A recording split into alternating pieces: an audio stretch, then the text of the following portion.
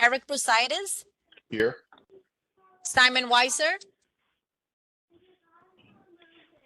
Gina Argento, Here. Simon, yes. Erin Drinkwater, Aaron is running. Joel Goldstein, Did you hear me, Simon? Will Kenterborn, Yeah, I'm here. William Glaxstone, Mario Darmerick, I'm here. William Vega, Here. Joanna, you hear me, Simon? I see William Vega, No, I Joanna, you I hear just heard Simon? Wayne. Ali Ago, Here.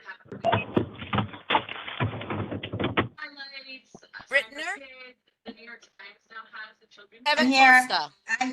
Joanna, I'm here. This is Bronwyn. So there's a lot of fun. Hi, this is Kevin. Kevin is here. Not just a traditional chapter book that I would love kids to just continue reading and kind of. Eric, Yes. I Joanna, see yes. Go ahead. William Vega here, but I don't know if he can unmute himself. I heard him. Just to get them. I heard him. Sending Yes. a Okay. request to unmute. I'm trying to unmute him. Okay. Whoever is watching television, this is the show you're watching. So shut off your television and mute yourself. Just to keep them. Everybody mute yourself. Going to be a lot more of it. This is already going to be a chaotic meeting. We don't need the extra distractions. Shut off your television. At least. Or at least pay attention to what is happening here. if Trouble you're gonna unmuting come yourself, in. please log out and log back in. Am I muted? Okay.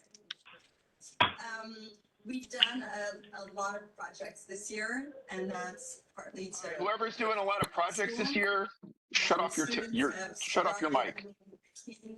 Putting together their portfolio of all the projects. Oh my they've God. done over the course of the year, realizing, their achievements. So the last project we're doing is. Oh my God.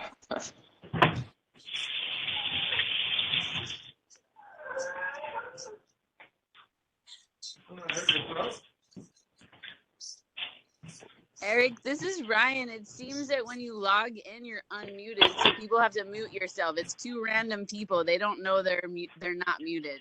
It must be something with the system because I am trying to mute them and they don't even have a microphone. Yeah, I was surprised to see I was unmuted when I logged in and muted myself, but I think everyone has to self-mute, which is problematic. He really doesn't want to sell it. He doesn't want to read from there, but he doesn't want to fucking hear my brother. He's sending fucking lawyer letters and everything. Leslie Gigante. Joanna, you hear Simon? Me, not even Yes, me. we hear you, Simon. I'm sorry, thank you. I have no more brothers. Leslie, kick out Leslie Gigante. I'm not going to deal with this all night. He told me to go fuck myself. Eric, everyone, when they log on, they're unmuted. I don't care. I do not care. There needs to be a note telling people to mute Listen to me. themselves. I am speaking words, telling them to mute. They are not doing it. If you're not going to pay attention to what's going on in this meeting, you are kicked out. That is it. No, but you talk to lawyers now. You're either here or you're not. We're not watching television. We're not. As a host, you should mute everybody. I am doing that and people keep unmuting themselves.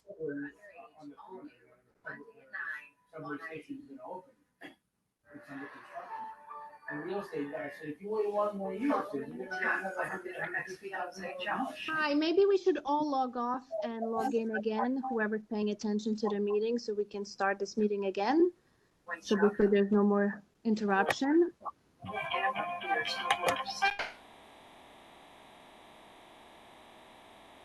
Okay, they were moved to the lobby. They have to log in and log out and log back in.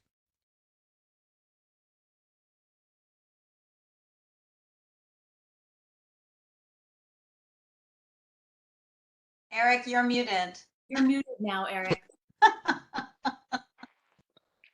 I love WebEx. It's such a great platform. Okay, so here's a couple things. So thank you all for coming.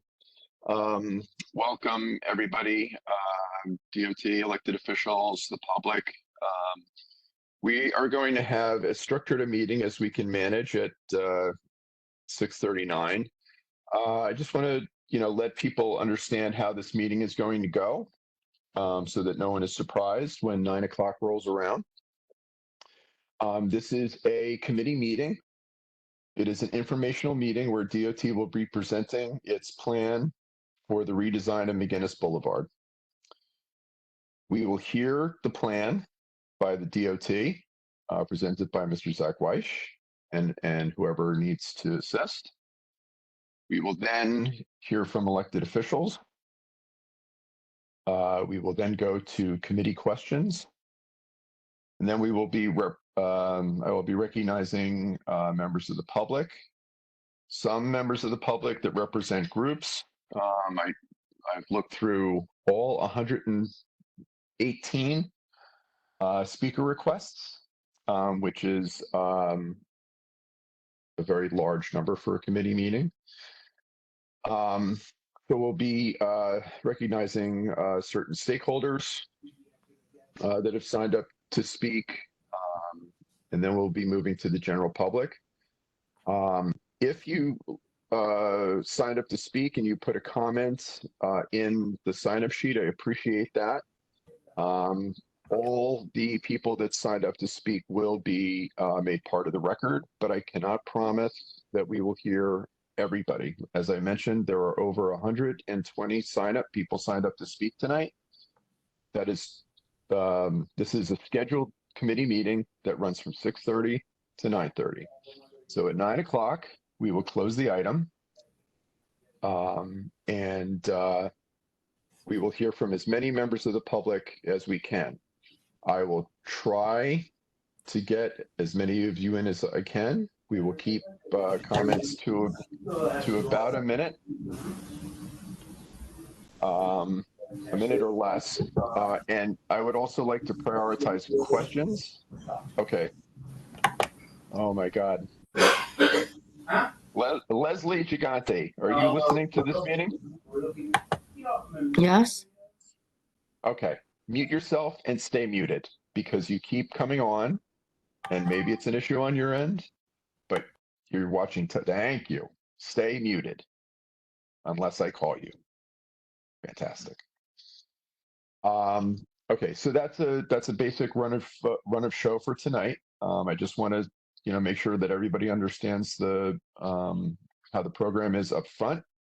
I understand that some of you feel very passionately on many different aspects of the meeting, and I'm sorry that we do not have time to hear all of you, but you are also welcome to send an email to the board office, and that will be part of the record for the report for this meeting.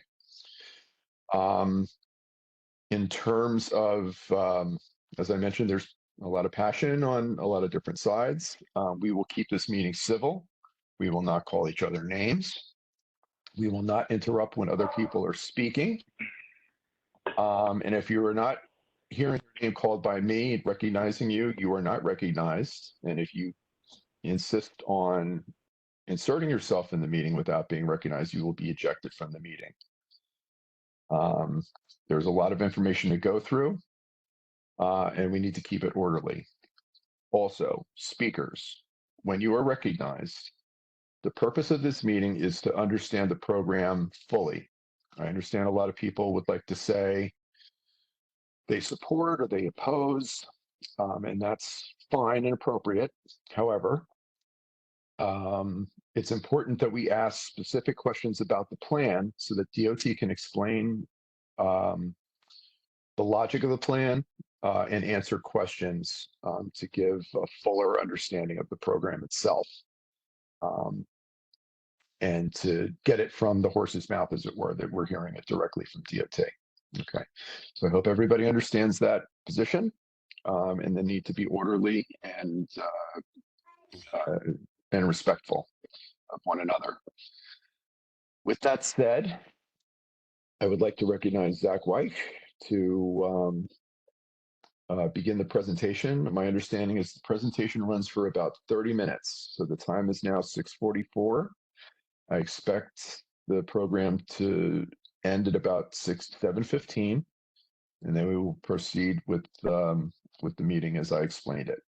I will also ask that while we have a lot of people that are on the call, WebEx is a little funky, as you have already seen.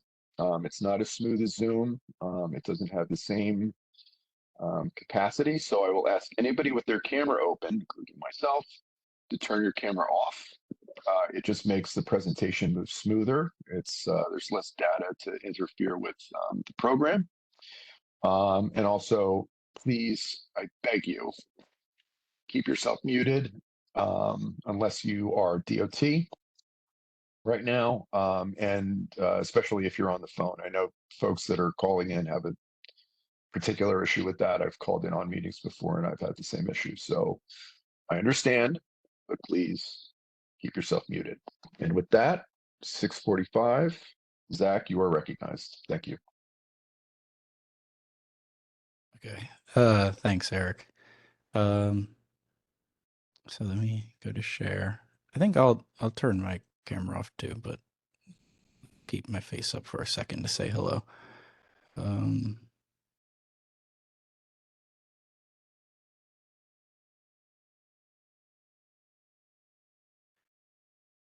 Okay. Is that's showing the presentation correctly? Yes. Yes. Okay, great.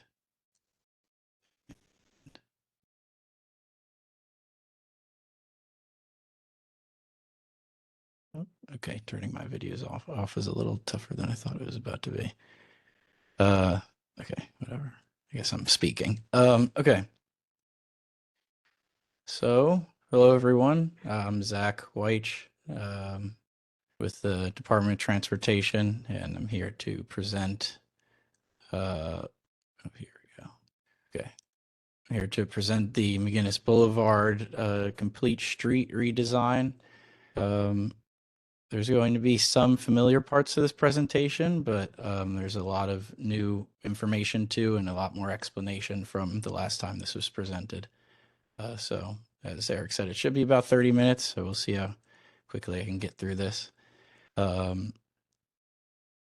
Just for a brief moment, we're going to look at this title slide right at Freeman Street, and there's a lot to improve here, and these three individuals, I think, are in a position standing in the middle of the median, and we're going to touch back on this intersection a few times today. So you'll see it later, but just try to remember this photo. Okay, so for some background, on May 18th, 2021, the third person in a 10-year span was killed on McGinnis Boulevard, and that is definitely what kicked off a lot of this process. So, and this is a process of making a straighter, safer street, and I think we should all keep that in mind as we think about what a safer redesign is and what a redesign can be. And there was a lot of meetings. I'm not going to read all of these, and many of you probably went to some of them. Many of you probably went on the online feedback map. The map is still up, and you can look at it today. And I think you could still comment on it, but I don't think people have commented on it too much recently. But and we also we've met with people outside with the street ambassadors, and we've met at some of these virtual meetings too. So it's a combo of in person and virtual. There were the interim enhancements in 2022 that I'll talk more about later, and our last presentation in last summer, we presented three different proposals, pretty much, for what McGinnis Boulevard could look like, and there was very strong interest in option B, not just from the meeting participants, but also from local elected officials. People wanted shorter crossing distances. They wanted to discourage cut-through traffic and slow vehicle turns, and also maintain parking along the corridor. So, and this was the design that sort of fit all of those things. So you'll see the proposal that we have today to follow that. So maybe about 5 of these slides are going to be very similar to what was shown last summer, but just to catch everyone up to speed and get us all on the same page, I'm going to go through them. So for safety information, there have been 229 crashes on McGinnis Boulevard in the past 5 years that we do our traffic safety numbers. And the big thing on this slide to point out is that for people that are walking and are getting into a crash with a car, most of them are crossing with the signal. That's the biggest the biggest bar on the chart there is people crossing with the signal. And so there were a lot of comments when we were doing outreach of people saying, oh, you should cross, just follow the light, like it's a safe street. But it's very clear that if people are getting hit while they're crossing at the correct time, then there is a need there. And it kind of speaks to why people want a narrower crossing distance. They still want a safer street to cross on foot. Because even when they are crossing at the right time, people are still getting hit. So with that, we, in all these workshops and public comments, we collected a lot of comments. So these are just little snippets of what people were saying. And here's a little summary too, but people were talking about that McGinnis Boulevard feels like such a big neighborhood boundary, that it feels unsafe, that people have had a lot of close calls, and it's a difficult street to cross for people moving very slowly across the street, for people with either a lot of groceries or children or elderly people that walk slower. The street's 70 feet wide in most of it, so it's a pretty long crossing, and people spoke about that. People talked about, for cars and trucks, that it's a very important business route and an important route for residents. People talked about speeding later at night, and there's talk about visibility issues and not being able to see people crossing and things like that. And here's some more quotes from that. Then we have people's thoughts on bicycling on McGinnis Boulevard. And of course, right now there's not really bicycle lanes on McGinnis Boulevard, but people talked about that if they did, that it was very unsafe feeling. A lot of people talked about biking on the sidewalk if they did have to bike down McGinnis. And people said that if they were to bike on McGinnis Boulevard, then they would want full separation from cars and trucks. There was also some routing issues that people talked about, which especially around the Pulaski Bridge entrance and just generally getting through the neighborhood, that there are just some missing connections on getting to the bridge. And in this photo, you can see the person biking the opposite direction up the street to get to the bridge, which leads into the next slide. So we have another situation where someone's biking up the street the other way. You can see this photo is pretty old because this apartment building is not there yet. And this has been a continual thing that people do because there's a U-turn to come around from Eagle Street and then to get back onto the bridge. There's also a lot of mixed movements here. There's a lot of crisscrossing and merging going on at this intersection. There's a bus that's stopping at the curb right here. And also, like in the cover photo, there's the lack of a crossing at Freeman Street, and there's bus stops on both sides of Freeman Street, and there's no crossing. People just sort of take their chance and walk and stand on the median to cross the street there. And that's a large issue that we wanted to fix with this sort of project. The second big intersection that people talked about was at the southern end at the BQE ramp at Bayard Street at Humboldt.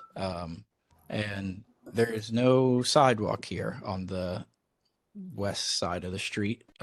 Sometimes people walk in the street and sometimes people walk around on the side with the gas station, but you have to cross the street a few times to get the direction that you want to go. So that was another place where we got a lot of comments, and we definitely need to try to redesign this intersection specifically. So then for this last part of an introduction to the street, we have a little slide about history. So McGinnis Boulevard wasn't always called McGinnis Boulevard. It was called Oakland Street. And Oakland Street was actually one of the last cobblestone streets in Greenpoint. So you could see in this picture on the right here, you could see the cobbles, you could see the candy shop. But that it also was a very small street, as you could see here. It was kind of just like any other street in Greenpoint. But it was widened when the Pulaski Bridge was opened in after 1954, and then it was even pushed farther south all the way to Meeker when the BQE was made, and there were ramps put in. And all this is to say that during all these workshops and things, people talk about the street sometimes as if it's always been like this, and some people also complained about, like, why is the street like this? And the truth is, the street has changed over the years. It's part of New York. Lots of New York changes, and both a combination of the community and government has made these changes on the street, and that's where we should think about how we could change the street today, because our streets are always in flux. So it's just something to think about. So for the update, so these are new slides for anyone that has been through a few of these presentations. Okay, so the one of the first things we did after speaking to after presenting last summer was having a merchant survey, because one of the big things that came up was parking and loading and what happens if the street's one lane. So we wanted to talk to all the local businesses and try to figure out how we could accommodate how they use the street. So we used the street ambassadors who work for the Department of Transportation and spoke with them about, and were able to go out and survey pretty much every business owner that was capable of talking to us. And we asked about deliveries, we asked about vehicle size, double parking observations, and even when their customers show up.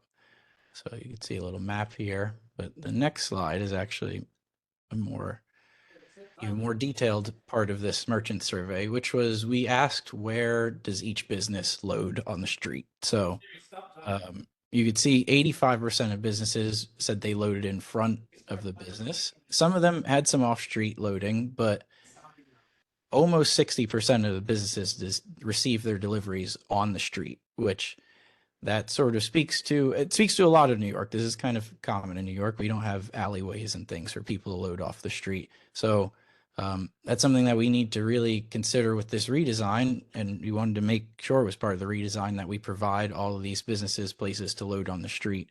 And even going a little further, that even a resident should have somewhere to get their goods on the street.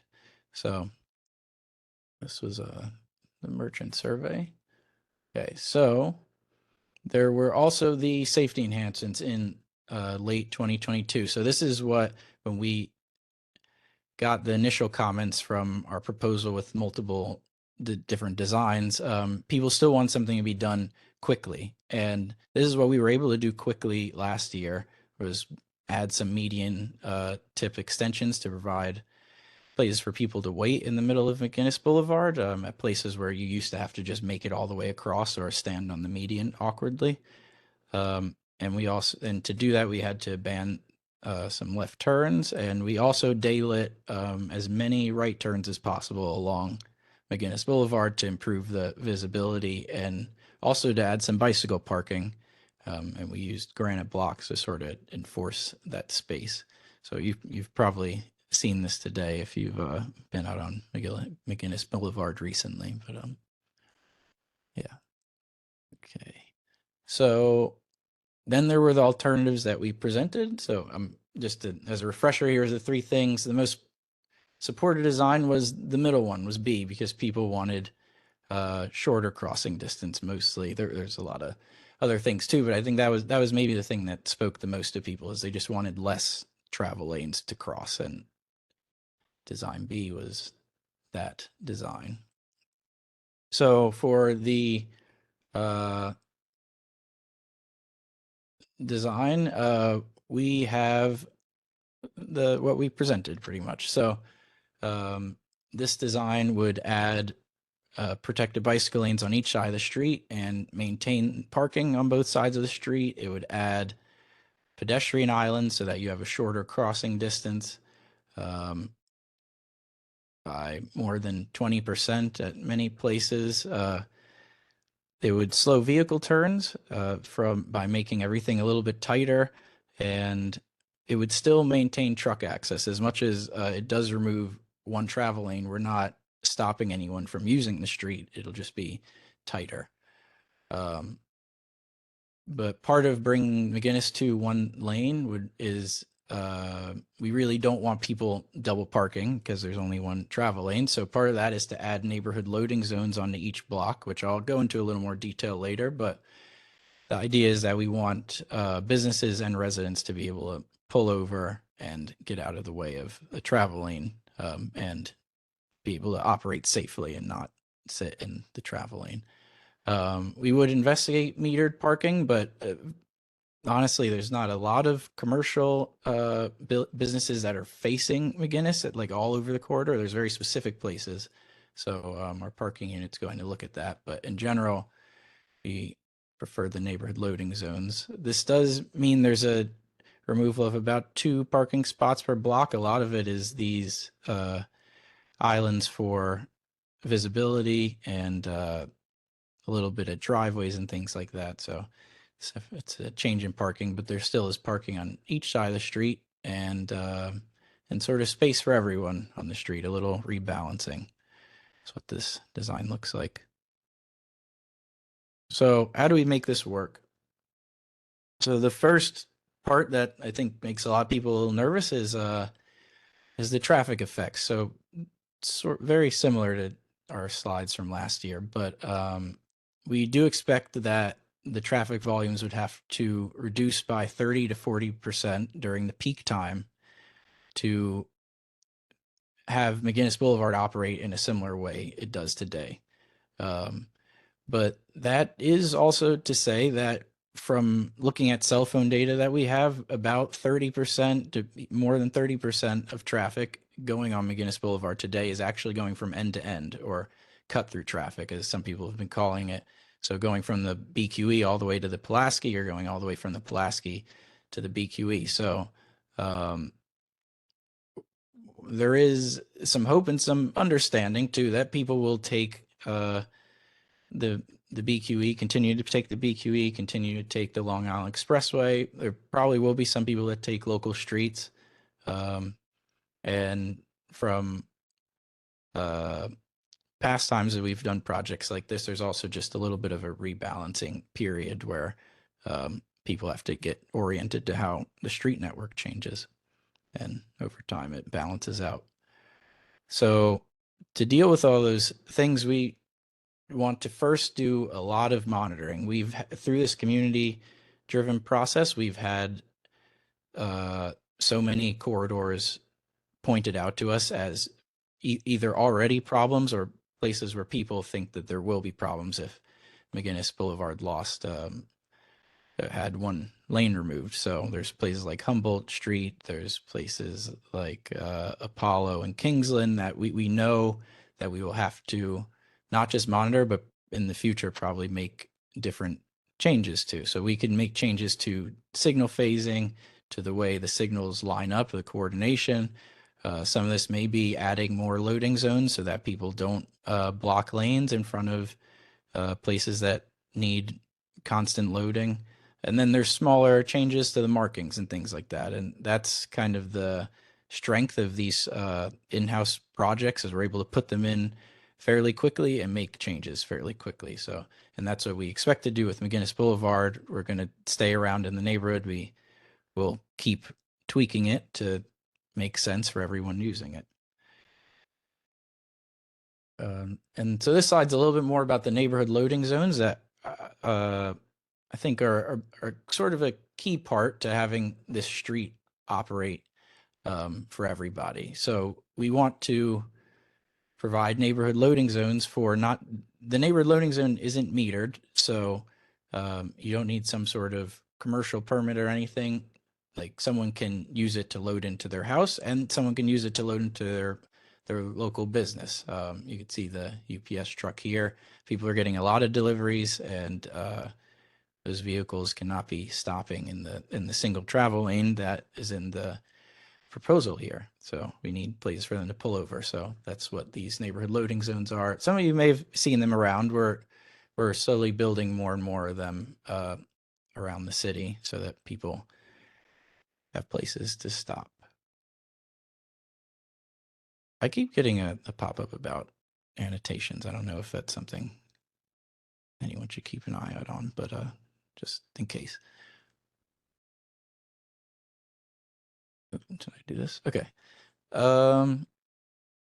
Okay, so now we have the intersection redesign. So that was generally just a whole corridor level redesign. But then during the last presentation, there was a lot of people who had more specific questions about things. So some of these slides are a little bit more about that. So the intersection at Freeman Street, right near the base of the Pulaski Bridge, the first thing, and we maybe already told you this, but we are ready and have the approval to install the crosswalks and crossings here at Freeman Street so that people don't have to stand on the median like they do in the cover photo, and they can cross the street safely. And it's very wide. It's even wider than most of the rest of McGinnis. So the median actually will help in that way too. Maybe if someone can't make it fully across, but we will add the crosswalk there, signalize the intersection, not allow through traffic along Freeman, but just allow people to cross the street. And it also will help for bicycles getting across the street to the bridge too. Another part of this is adding a two-way bicycle lane between Green and I'm about to say the wrong streets. Okay, between the bridge and Green Street. Yes. So we can put a concrete island there, and it'll be a lot cleaner shot for people going northbound to get onto the bridge. A little less confusing routing that causes people to go up the street the wrong way today. And that sort of brings us into, well, and in general, all this redesign will reorganize all the movements, all the bus and car and truck movements and people walking across the street. We're sort of giving everyone a little bit simpler of a way to get through this intersection, because right now people walk and bike and drive all across it in various angles.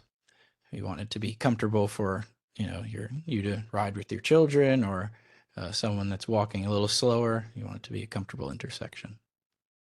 So part of that, the bike rerouting is to, let me put my mouse on the screen, is to not make people do a U-turn at Eagle Street. So now we are proposing to add conventional lanes on Green Street so that you can come up to Green Street and get right up to the bridge without having to do these U-turns and sort of confusing routing. And also some other conventional lanes going past the bridge on McGinnis and an extra block on Freeman Street, just to make getting to the bridge easier for people, since that was a big comment bubble. If you look on the portal, there's so many comments around the bridge entrance right here. So just some more connections. The other intersection is at Bayard Street, which we have had a lot of complaints about, and we really want to add these crosswalks. So where you can see these are little renderings, so they're it's obviously not there today, but we want to add the crosswalks and pedestrian space. And this is showing granite blocks, but we do really love fortifying space at DOT as best as we can. So we're looking into seeing if we could do more concrete here or Jersey barriers or something, but this is right now the representation. But this will allow people to walk and bike from McGinnis Boulevard across the BQE entrance and up to Meeker, which is its own pathway that's still being built right now. It also turns this turn from Humboldt Street into two turns. Like right now, people can turn from Humboldt and just sort of quickly go into the BQE. Now they have to turn onto McGinnis Boulevard and then take another turn onto Bayard Street, and much more tight turns that should be slower and safer for everyone involved. Another question we got was about the driveways. So how do we make protected bike lanes align with driveways? And one second. Need some water. So we put protected bike lanes all the time in front of driveways. And the picture on the left kind of shows the general treatment. We try to sort of daylight the driveway a little bit so that people can see that someone coming down the bike lane, and so that someone even coming out of the driveway has room to turn out of the driveway and get onto the roadway. So that's the general treatment. And there also are a lot of comments about the key food loading bay at Greenpoint Ave, because right now there's an uncomfortable situation where people end up stepping into the moving lane. And something to point out in this design is that by removing a travel lane, we are creating a lot more space for people to get around obstacles, not just bikes, but even people walking in certain cases. So here you will not have to step out into the moving lane to get around what's in the way on the sidewalk there. Another question that came up a lot was what will happen with emergency vehicles. So with all protected bike lanes, when we make them wide enough, and this one we are making sure to definitely make it wide enough, FDMY, the ambulances, which are also FDMY, are also able to use the bicycle lane in an emergency. It's a clear area, and we keep it wide enough for an emergency that they can go down the street and get to and have quick response times. So definitely part of this design. And you can see this photo here of a fire truck in the bike lane saving lives. So the last part of this is that this whole proposal that we just showed is part of the in-house project version of the project. Has a lot of project words. Okay, this is the in-house project.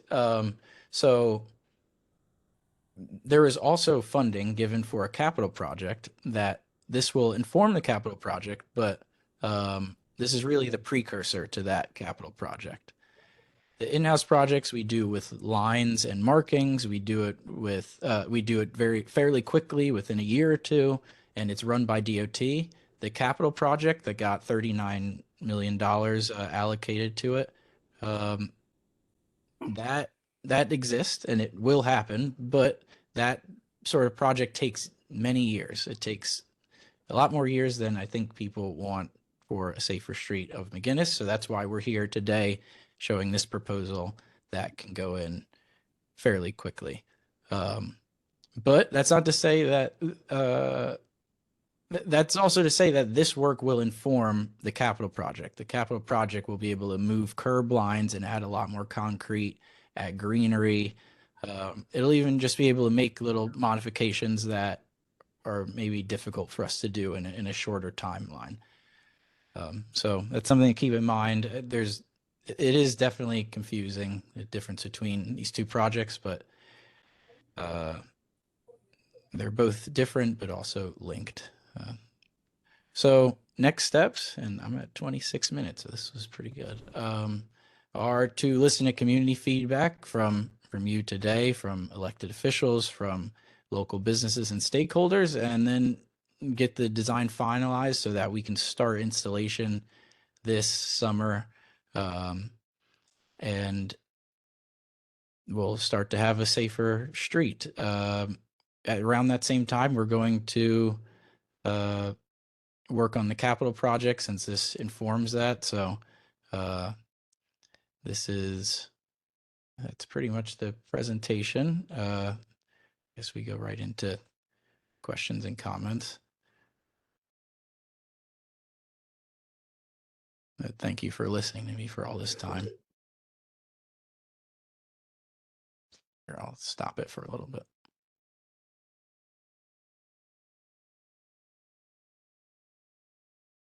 Okay, thank you, Zach. You know what? Keep it up.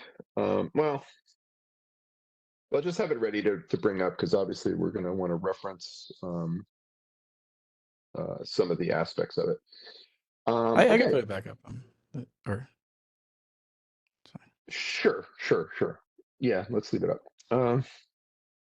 Okay, there's Ted, right? Hi, Ted. Okay, so I mentioned that we would hear the presentation and then we would hear from elected officials. Hadn't really thought about this until right now, but I guess we'll go local and build our way out. So with that, I noticed that Lincoln Ressler was on the call. Lincoln, if you'd like to be recognized to make some comments or questions. Thank you so much to Eric, to you, and to all the members of the Transportation Committee for convening this forum. And I really want to thank each and every one of the community members who are on here. Last I checked, there was around 150 people. So everybody who is enthusiastic about this, who is concerned about this, I just want to tell you, I really appreciate your active engagement, and your feedback is valuable, and I'm really looking forward to hearing it. My priority, and I think all of the elected officials in our neighborhood's priority, is safety. You know, DOT mentioned there have been 225 crashes on McGinnis over the last 5 years. That's basically a crash a week. It's just far too dangerous for people in our community. And it has been for as long as I can remember. Matt Jensen's death was a tragedy. He was a friend of mine. He was a beloved teacher in our community. And I have really appreciated the advocacy that came out of this, you know, horrible tragedy to try to make our neighborhood safer. And, you know, I am generally broadly supportive of what DOT has put forward, and I want to thank them. I want to thank the team at DOT for the helpful feedback that really incorporated from our community over the course of the past year. I know this has not been a fast process, but I feel like you have carefully and thoughtfully engaged with our neighborhood, and it's reflected in this presentation.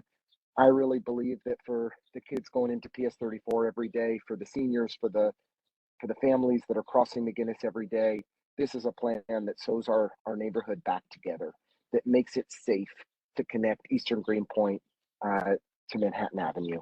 And that is a monumental victory. To be successful, this project is going to have to, we're going to have to successfully divert a very significant amount of traffic that currently goes on McGinnis.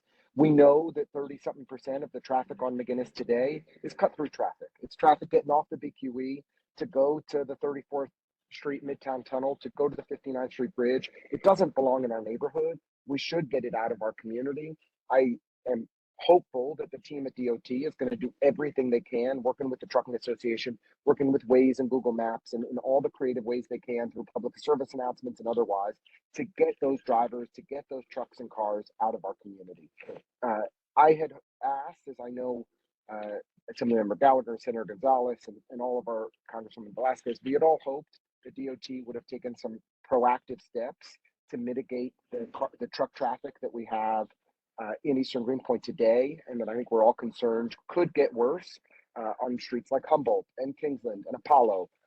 While that is not a part of this plan, to my disappointment, we have been promised that DOT is going to monitor closely and is going to respond agilely and nimbly to address those issues if they are, as we anticipate, made worse by this proposal. And that's really important, that DOT is going to stay engaged with our community and monitor issues, partner with us. The changes that are being made here are in-house DOT changes. And while they are evidence-based solutions that will make our community safer, we're all going to see together how things work in the months ahead, in the year ahead. And we should adjust. If things don't work as we hope, then we should be willing to make changes as necessary. And I want you to know that I'm going to be on here tonight listening to folks' comments and feedbacks. I know DOT is as well. I certainly value constructive feedback on this plan for how we can make it better, how we can make it stronger, and look forward to working with all of you to hopefully make it a big success. And I really want to thank Assemblymember Gallagher and Senator Gonzalez, Congressman Velasquez, Councilmember Gutierrez, Borough President Reynoso, all for their strong support and partnership on this, but especially to Emily, who's really been a leader on this issue for many years, long before she or I was in elected office. So thank you to DOT and really thank you to everyone in the community for being out here tonight and engaging in what I hope is going to be a fruitful conversation.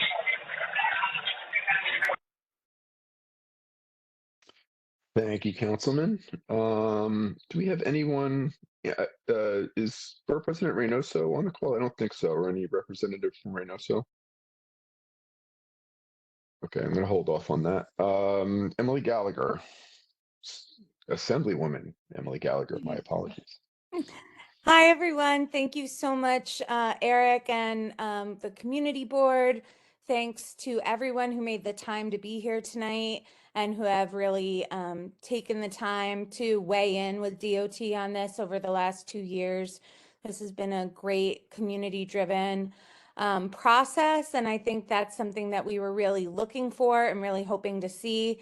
And I've been really grateful for the openness that DOT's presented with trying different ideas and also doing incremental changes to make us safer more immediately. Lincoln said so much that I agree with, and so I'm not going to repeat everything he said, but I will say that for the last 17 years, I've been either directly on McGinnis with my apartment or needed to cross McGinnis daily. And I know the fear of coming home late at night, of trying to get across when you're in a rush to go to work, and that fear that there were going to be trucks or cars that weren't going to stop or were going to speed up to get past. That I've seen accidents myself happen that were horrific. Right outside my first apartment, someone was killed. So this is very personal to me. And with the amount of new residents that we have coming into the neighborhood, even along McGinnis Boulevard itself, I think making sure that we're prioritizing safety for all users of this road is really essential. And I agree that, we're going to have to keep monitoring what we're doing, and we're going to have to see how this is impacting Eastern Greenpoint and really fight to make sure that those folks are experiencing the same safety that we are looking to give for McGinnis. But I feel a lot of relief imagining what the future is going to look like. And I use the road in all fashions as well. I have a car to drive to Albany. I ride my bike and I walk every day by McGinnis. So I am monitoring this just as closely as you all. And I am looking forward to seeing how we work together through this change to make it beneficial for everyone. So thank you very much. And I just want to mention, I know Senator Gonzalez is on another community board, so if she's not here yet, she may be coming in a little bit. Thanks, everybody. Thank you for your work. Thank you, Assemblywoman. Okay, so Senator Gonzalez is not in the room at the moment. We will come back to her. Is there anyone from Congresswoman Velasquez's office, or is the Congresswoman on the call? Okay. Yes, Dan Wiley, Congresswoman Velasquez's district director. Okay. Yeah. All right, go ahead, Mr. Wiley. Thank you. Great. Yeah, thank you, Zach and DOT and Emily Gallagher and Lincoln Ressler for all the work you've done. I'm sitting here at a bicycle parking location with my son eating something. Congresswoman Velasquez has definitely supportive of making McGinnis safe and doing what's necessary to make safer crossings for pedestrians in particular, and also not catering to cut through traffic, which represents probably half of the traffic that's using this thoroughfare to make shortcuts between Brooklyn and Queens. We have a district office I'm opening in Sunset Park. So I myself am a commuter. I don't consider myself cut through because I'm actually commuting from home in Williamsburg, Greenpoint to Sunnyside to our new office over there. And just the day before yesterday, I was biking to go over the Greenpoint Avenue Bridge and biking up and not staying on McGinnis because it's too dangerous, and actually taking a side street, which is really too narrow for a bike that would just be blocking traffic, is trying to go north-south faster. So I definitely see the need for a protected bike lane. And I myself also have a family and sometimes drive, so sometimes I'm driving as well. And I think adjustments should be made proactively. I understand DOT's need to wait and see kind of approach, but we also know there's an existing issue with spillover traffic, so we should just be proactive with that ASAP.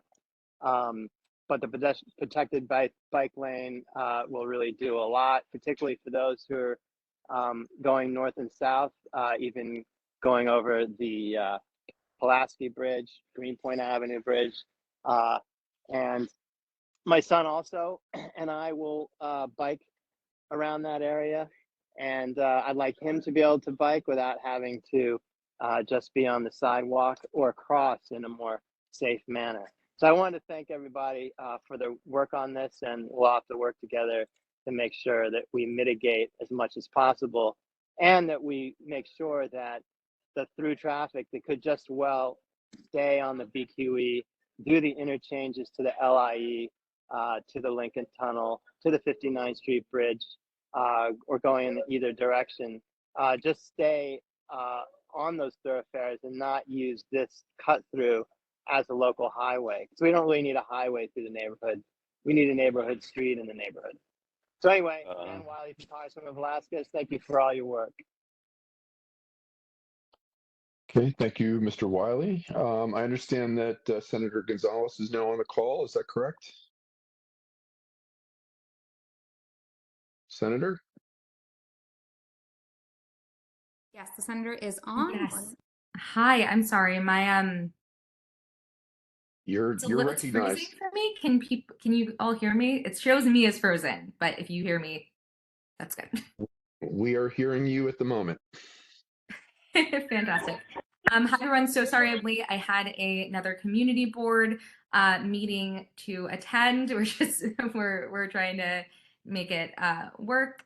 But I did want to jump in and really show support for all of the organizers who have been focusing on McGinnis Boulevard, for the incredible work that they have done garnering community support and the thousands of petition signatures they've collected. I was not here for the statements that Assemblymember Gallagher and Councilmember Ressler shared, but I definitely know that we have talked extensively and are on the same page. So I do want to echo and uplift them on those. I think, you know, what we do here is really critical because McGinnis Boulevard is representative of some really serious issues that are also seen in other parts of the district. So really committed to working with all of you on this and more. I do have some questions and I'll reserve comments for later, but I just wanted to hop on it and say that. And I do want you to be able to finish your presentation. So with that, I'll turn it back, but we'll be here for the remainder of the meeting and happy to talk more about it. Thank you, Senator. Actually, we're going into committee questions next. So if you want to ask those questions, we won't, I won't ask DOT for a direct response right now, but I will take note of them and then we'll circle back and get answers, if that's okay. Senator? Did we lose the No, I senator? have, I Oh, want to okay. hear the community's questions and happy to talk about. Yes. Yeah. Okay, so you want to wait. Okay, that's fine. Yeah, wait, I'd prefer to wait. Okay, thank you, Senator. Sorry, just let me memorialize your comment. Apply to other areas of district. Okay, sorry. Okay, with that, we will go to committee questions. Committee members. So now I will turn to my Hey, Eric, do you mind if I quickly say something from the public advocate's office? Oh, yes, please go ahead. Sorry. Hey, no worries. Good evening, everybody. My name is Emmett Sklar. I am the Brooklyn Borough Advocate. For Public Advocate Jimani Williams, our office represents all New Yorkers, and it's our obligation to hold city government accountable to the needs of our communities. In this case, we see that there is a desperate need for infrastructure that reflects this community's desire for safety. As the presentation noted, as so many community members and elected officials have noted, there is a far too high history of crashes and deaths in this area. And we see that a road diet is essential. We see that greater protection for bike lanes is critical. And we see that we need daylighting on all four corners in this area. And we say that not just because it's important for this area, but because our whole city needs a citywide vision for safety, and that this is one step in that direction. And most importantly for our office, and I know for DOT and this community board as well, there is clear community support for this project with over 4,000 petition signers, so many local businesses and community advocacy organizations, and so many folks who will be on this call later today as well. So our office is here to lend our support to this project and to say that the time to act is now, and that our office will be watching eagerly. Thank you. Thank you, Mr. Sklar. Mr. Sklar, can you just give me your title again? Sure. My name's Emmett Sklar, and I'm the Brooklyn Borough Advocate. Brooklyn Borough Advocate. Got it. Okay. Thank you very much. Okay. I'm also on from Councilmember Gutierrez. I'm sorry to jump on late. Yes, I just got notice from my trusty accomplice, Mr. Vega, that you are on, and so I will recognize you now. Thank you.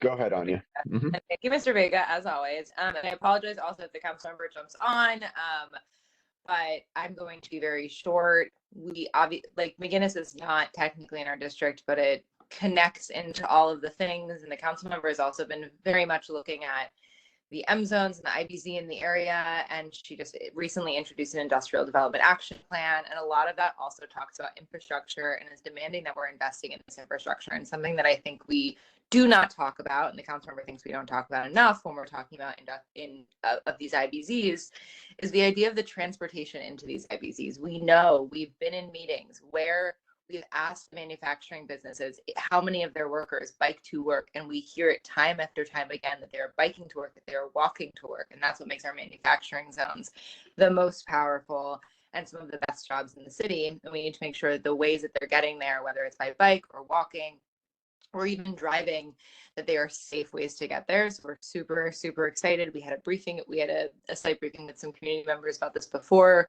with the council member. She's super excited this is moving forward. And we're really excited to continue to support all the things that are happening on McGinnis. Okay. Thank you, Anya. Appreciate that. I understand there's somebody from Senator Salazar's office. Is that right? Hi, good evening. Yes, my name is Maria Valdez from the Office of Senator Salazar. Unfortunately, she couldn't be here, but also she sends her best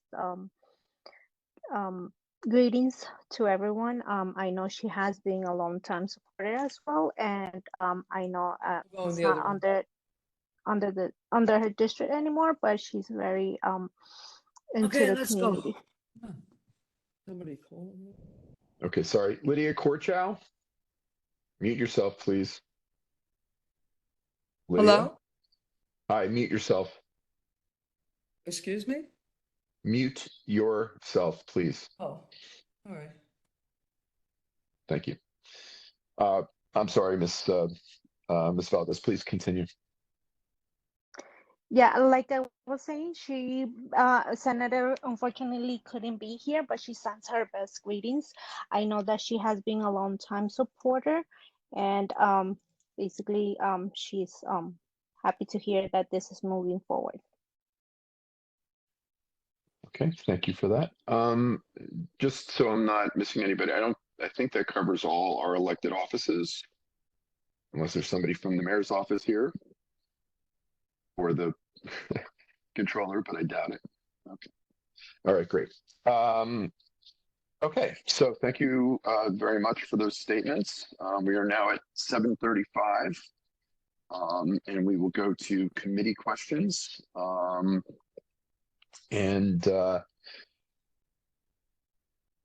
Eric, I have a question. This is Mary. My hand signal doesn't work. So Okay. I'm Okay. sorry. No, that's fine. I'm going to reserve my questions because I have a feeling that there's so much interest in this issue that they will be answered, but I'll circle back and I'll wait to ask my questions. So Mary, please go ahead. Okay. It is my understanding that McGinnis Boulevard has been deemed an emergency evacuation route in the case of a catastrophic emergency. So I'm wondering what provisions are being made or have been made in case of a catastrophic emergency and people need to evacuate. I hope that never happens, but there should be some kind of measures in place. And I'd like to know if there are and what they are. Okay. I should answer right immediately. Yes, please. Okay, cool. Yeah, thanks, Mary.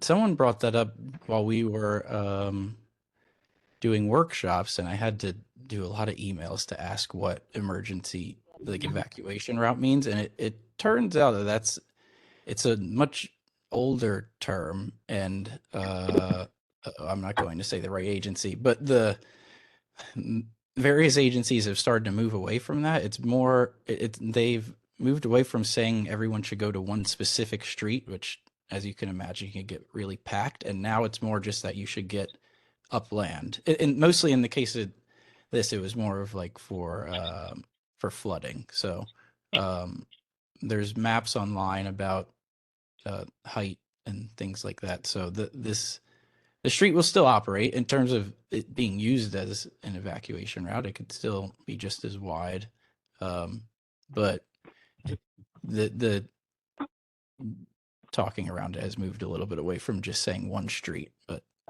it also operate with two. The bicycle lane will be 10 feet, and the travel lane's 11 on the other side too. So it's still the same amount of space. I'm listening in on a community board meeting about McGinnis and the bicycle lanes they want to put here.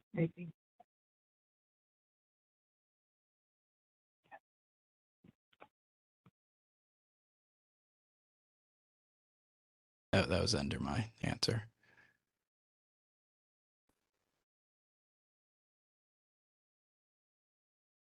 Eric, if you're speaking, you're muted. Thank you. Sorry about that. Zach, just to follow up on that a little, you said agencies are moving away from emergency evacuation route. When you say agencies, we're talking besides emergency services, or?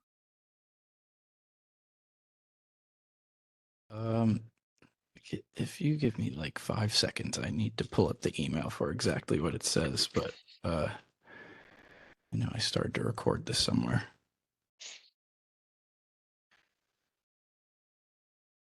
Oh, is anything sharing still? Okay, it is. Yeah, we have the preferred road redesign up slide. I mean, we have to be way more organized than this. Come on, guys. Okay. Yeah, I so mean, actually, maybe I should just tell you. I'll Zach, give you in writing. I'll give you in writing the write up of what the new policy is on evacuation routes. But Okay. yeah, Yeah. Please send that to me, and we'll add it to the record of the report. And I Yes. just, I know I'm not meant to Great. speak now. I just wanted to see if that evacuation, if this email encompasses coastal evacuation, since Greenpoint, majority of Greenpoint is a flood zone. That's all. Thank you. Yeah, that's the right wording. Sorry, I don't have it off the top of my head, but yeah, it's more about coastal evacuation. That's why it's now worded more of that you should get upland. It's not that you should go to one specific street to leave the neighborhood. It's more of just leave certain areas that are low and get to higher areas. And yeah.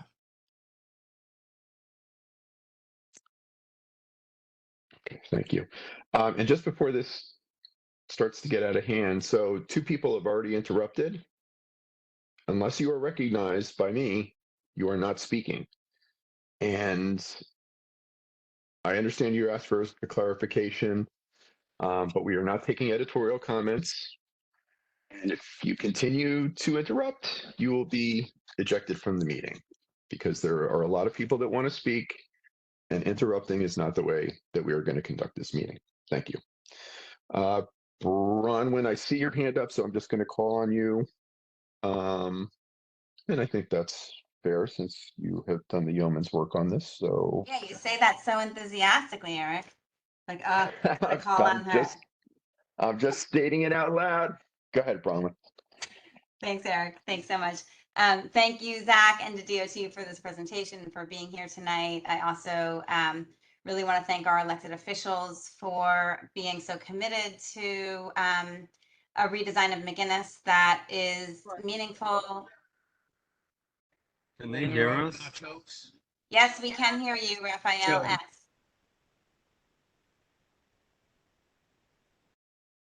Okay, I'm gonna say it again. Cheeseburger. Okay, Raphael, mute Medium yourself. 12. Oh my God. Joanna, can you mute him? I did. Thank you. Thank you, Anybody Joanna. else ordering dinner? Okay, thank you. All right, go ahead, Bronwyn. Sounds delicious. I think it's incredible to see our elected officials come together as a unified voice and represent what the Make McGinnis Safe community organization has been advocating for. And that advocacy has been the result of thousands and thousands and thousands of community conversations with neighbors, incorporating feedback over a course of now nearly 2 years. So it's been a long wait, and I'm very grateful to the DOT for their listening ears, which my children don't always have, but you did on this case. And that's really something to be said when the process seems like it does work and reflect what so much of our community has united behind. I do have some questions quickly, Zach, I have a lot of questions and I'm sure some of them will be answered. One that I wanted to ask you about, well, 2 that I wanted to bring up. One is you mentioned how important neighborhood loading zones are for the plan and the success of the plan. Can you didn't mention how many they are. I know you can't go into exactly where they are, but I'd love to know how many they are and generally how they're laid out, and also how they're being marked and indicated along the street. I'm sorry, Zach, before you answer that, Bronwyn, if you have a number of questions, let's stack them. I'll just do 2. Okay. I do have so many questions, but I'll just do 2. One is that, and the other is I'd really love to know more about the decision to not implement any traffic calming measures in Eastern Greenpoint. I know that we've talked about this for now going on 2 years. I can tell you that when we first started focusing on McGinnis Boulevard from our advocacy perspective, we were thinking about McGinnis Boulevard exclusively. And it was through a community feedback process in teach-ins and meetings that community members brought up the concern that, this obviously a change to McGinnis will change the traffic patterns on side streets. And so that led us to consider and study and look at the streets in Eastern Greenpoint. We know that the concept of spillover traffic onto Humboldt Street or Morgan Street or Morgan or Kingsland is not a hypothetical potentiality that might come from the road diet on McGinnis. it is really an existing problem that is a very real problem to parents at PS 110, which I am one of, to residents of Humboldt, which I also am one of, to anybody that lives on Kingsland, on Morgan. This is a truly dangerous problem where cars that do not live, that are not local traffic, fly down the street. And so I know it is expected that this will get worse as a result of this redesign.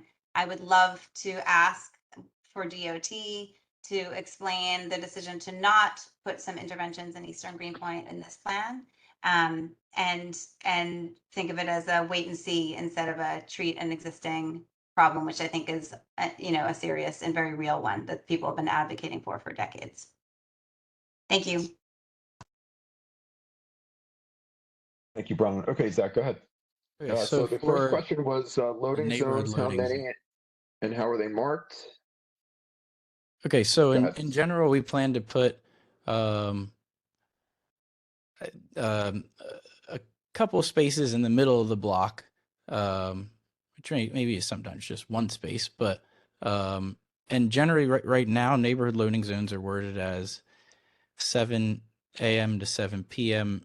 no parking. We're working on making the signage a lot clearer. The whole idea of calling it a neighborhood loading zone is so that we have this very clear place for people to load at in the neighborhood. And that would just be for weekdays. We're working on signage for giving like very specific amounts of time that you're allowed to be there, but right now it's we're working on it. And there is a separate sign that's more like head level, because usually signs are up higher. There's a sign explaining it, like more at your face level, that explains that this is for pickup and drop off and for these target users. Is there any precedent for something painted? Like, I think the zip car painting is more explicit, or changes at the street, right? Is there any precedent for something like that for neighborhood loading zones? We are always changing our designs. So right now it's a signage part of street design, but we do change stuff sometimes. I know people asked about that for Berry Street too, but right now it's the signage. Okay, and then for the second part of not implementing traffic calming measures, Nick, were you ready to give like a full answer, or you want me to give part of the answer first? Yeah, let me talk about that a little bit. Hi, everybody. I'm Nick Carey. I work with Zach at DOT. We don't want to propose traffic mitigations elsewhere in the neighborhood until we can get a sense of what issues are that need mitigating once the new travel patterns set in, because the design change on McGinnis will have an effect on vehicular travel patterns. Some people will take the BQE, some people will find a different route through Greenpoint. Some people will choose to make their trips off peak. Some people will take transit or a bike, and some people will choose not to make their trips at all. And so until we implement this change of the roadway design on McGinnis and people start to change their trip behaviors, we don't know exactly how things are going to turn out. And that's why we don't want to pursue traffic mitigations as part of the initial installation of the new lane configuration. So rather than taking wild guesses about what might happen, it's more efficient and more effective for us to just monitor conditions post-implementation, identify the issues that need mitigating, and mitigate them. And there may well be traffic issues today that warrant mitigation, but we don't want to make traffic network changes based on today's travel patterns right before we implement the McGinnis Boulevard project and likely change those travel patterns. So in other words, those existing issues out there may change as a result of the McGinnis Boulevard project, and they may change in a way that will require a different solution than what we might propose today, based on current conditions. Another thing to point out here is that we've been hearing loud and clear from community members and elected officials that we need to move forward. We need to make the changes on McGinnis that will improve safety. We can't wait any longer. We can't, we need to be effective. So we don't want to put this process on hold, while we study every existing traffic issue in Greenpoint, or while we make guesses at the potential future traffic issues will be. We want to move forward with this redesign, monitor conditions, post-implementation, and make tweaks as needed. All right, I'm done. Leave Greenpoint alone already.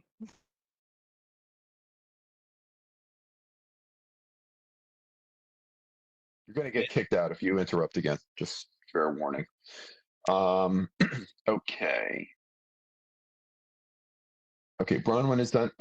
Actually, Zach, can you take down the presentation? We'll pull it up if there's a specific slide that we need to refer to, but it's hard for me to see with just the, yeah, that's better. Thank you. Okay. William, are you keeping track of committee members with their hands up? Because we have so many people on the call, it's really difficult. Or I'll just ask committee members to jump in. Maybe I'll call a roll. Maybe that's easier. Simon, do you have any questions or comments? Simon Weiser? Yeah. You hear me? Yes, sir. Go ahead. Okay, I just want to remind DOT that when they made Kent Avenue into a one-way, okay, and this as still of today, White Avenue to come from one point of Greenpoint into Williamsburg, to be able to use the BQE, it takes 15-20 minutes. So when they're implementing this idea of one way on McGinnis, it's they agree that it's going to be a great effect on the side streets. And like I myself, I live in the south of Williamsburg. When I'm traveling to Manhattan, I will use McGillis Boulevard. So, a certain way, it's a certain route, and I feel that no matter what, trucks or cars that need to use the Pulaski State Highway or the Queensboro Bridge will find ways of local streets, and this is going to have a great effect on the local streets. So, I mean, I just hope that they will study on the effect that it's going to have. This is one point. My second point is, and it's very, very tragic that anybody gets hurt or killed on the street, but every situation, every accident it should be investigated and is investigated. Therefore, I would like to know, as Community Board 1 has a policy of checking every fatality, the situation with the teacher that tragically got killed. Do we have a report on what exactly happened on that? So these are the 2 points that I would like to raise today. I know what happened because I was there. Okay. No, that's okay. Public, I beg you, stop interrupting. Thank you. Okay. So I believe. I just want one point. I just want to make one point before I carry on. The street has to be safe for drivers, pedestrians, and cyclists. But at the same time, the safety is everybody's responsibility. If somebody's walking, driving, or cycling, and it was very tragic to hear the last two cyclists that got, or three cyclists that were lately tragically killed. At least one of them for sure. I saw the report. Wasn't driving very fast, and it's tragic to hear that. I mean, like I said, their fault, but it's just not very much caution was how fast they were driving. And I see other reports of fatalities that, it's not always the car which is guilty. Sometimes it comes from a combination of everybody has to be careful while walking, while driving, while cycling. So whilst we're putting an emphasis so much on the cars, it's everybody shares the street, and it has to come for everybody. Therefore, when we're implementing such a major change on McGinnis, I think it's not every time when we hear a fatality, it's the fault of the car. It could be, a combination of all three. Simon, thank you. Yes, safety is everyone's responsibility, but I really want to keep it to the plan, and the plan that's before us. But did you have anything else? No, thank you. Okay, thank you. I believe there was a they did actually track down the driver, but I'm not remembering offhand. But I'm going to recognize Inspector Fahey once we get through with the committee, and maybe she could expand on that a little bit if she knows anything about it. But I do believe that we do have a letter. But I would have to go back. But anyway, like I said, I want to keep it to the plan and keep it on focus. So thank you, Simon. Okay. Sorry, Gina Argento. Yes, hi, Eric. Thank you. Hi, Gina. My first question is, the original traffic study was done in 2019. From what I understand, the study only focuses on commuter traffic. So I feel like there should be a new study done that would include local traffic. That was the first question I had. Second question, was there a study done for how many loading zones will be in each area, and how do they arrive to place these loading zones? What was their determination? Third, how will they deal with all the construction going on McGinnis Boulevard when they intend to implement this process?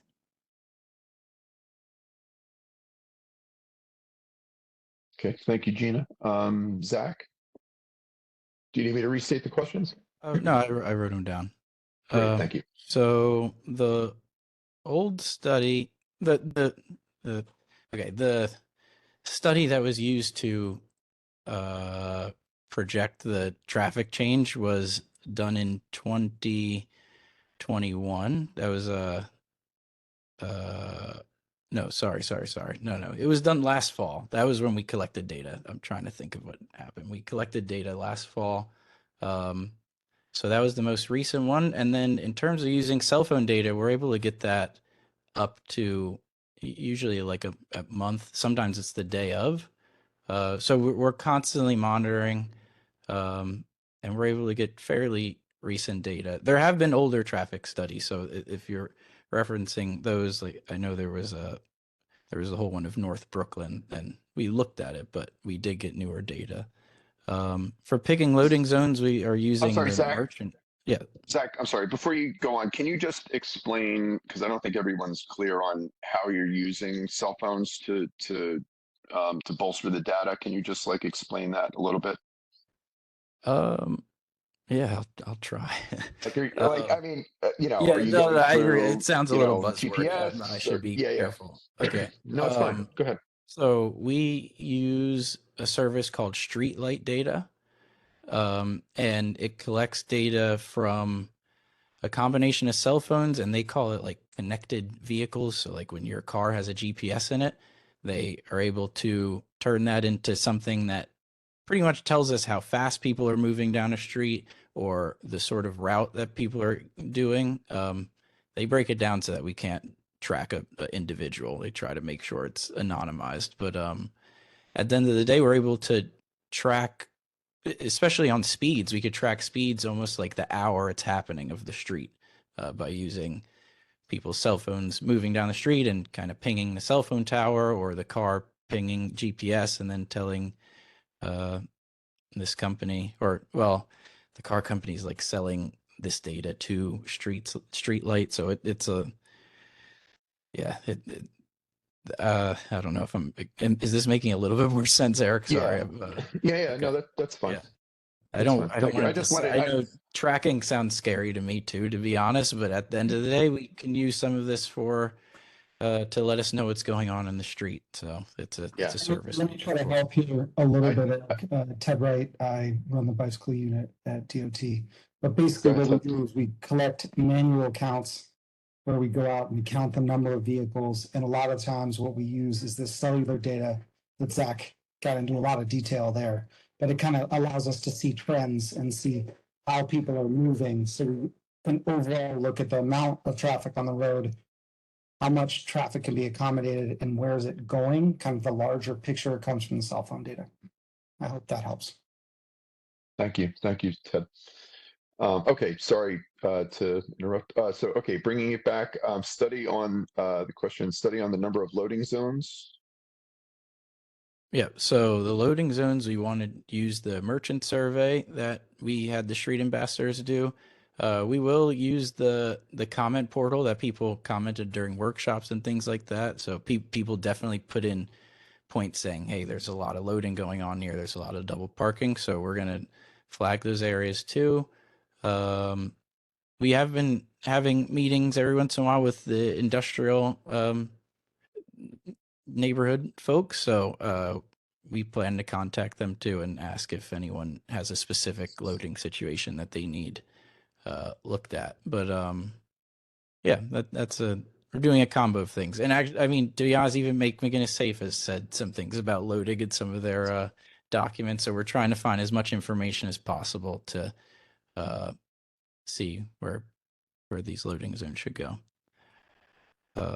Okay, and then construction. So I guess maybe I don't feel free to clarify after I give this answer, but for the project that we're showing, it's mostly paint. So we install it fairly quickly. They come and sometimes remove some old markings within a couple days, and then within a couple weeks they paint the new line, but painting the line itself only takes a minute or two per foot of the street, maybe. There will be a little bit of concrete work, but in general, it'll be out of the moving lanes, the places we're picking. So it won't like stop the street. There's no point in this construction that will stop the street. The capital project, that is something where they might rip up the entire street. That's hang on. That's separate. Yes. I'm sorry, Zach. Hang on one second. I think what Gina is asking about, and Gina, correct me if I'm wrong, is the current number of construction projects, both residential and industrial, that are going on adjacent to the McGinnis corridor. Gina, is that what you were getting at? Yes, and future construction sites, there's going to be more. Okay. And I don't think you answered the question about the residential commuter traffic, right? Wasn't the original study about commuter traffic, not residential? I'm sorry, I didn't word that correctly. You didn't, I have not seen a study about residential commuter traffic. If I could chime in on that, that's kind of what I was alluding to with that. We look at the overall traffic, and then we can kind of suss out where people are going along the corridor from the USB. It's all the same thing from our perspective. We can look at larger vehicles. Zach knows the number of trucks that are on the corridor, but from our perspective, it's the number of vehicles on that corridor, whether they're residents, how they're using the corridor. We get an idea from the streetlight data, but that's, I think, important.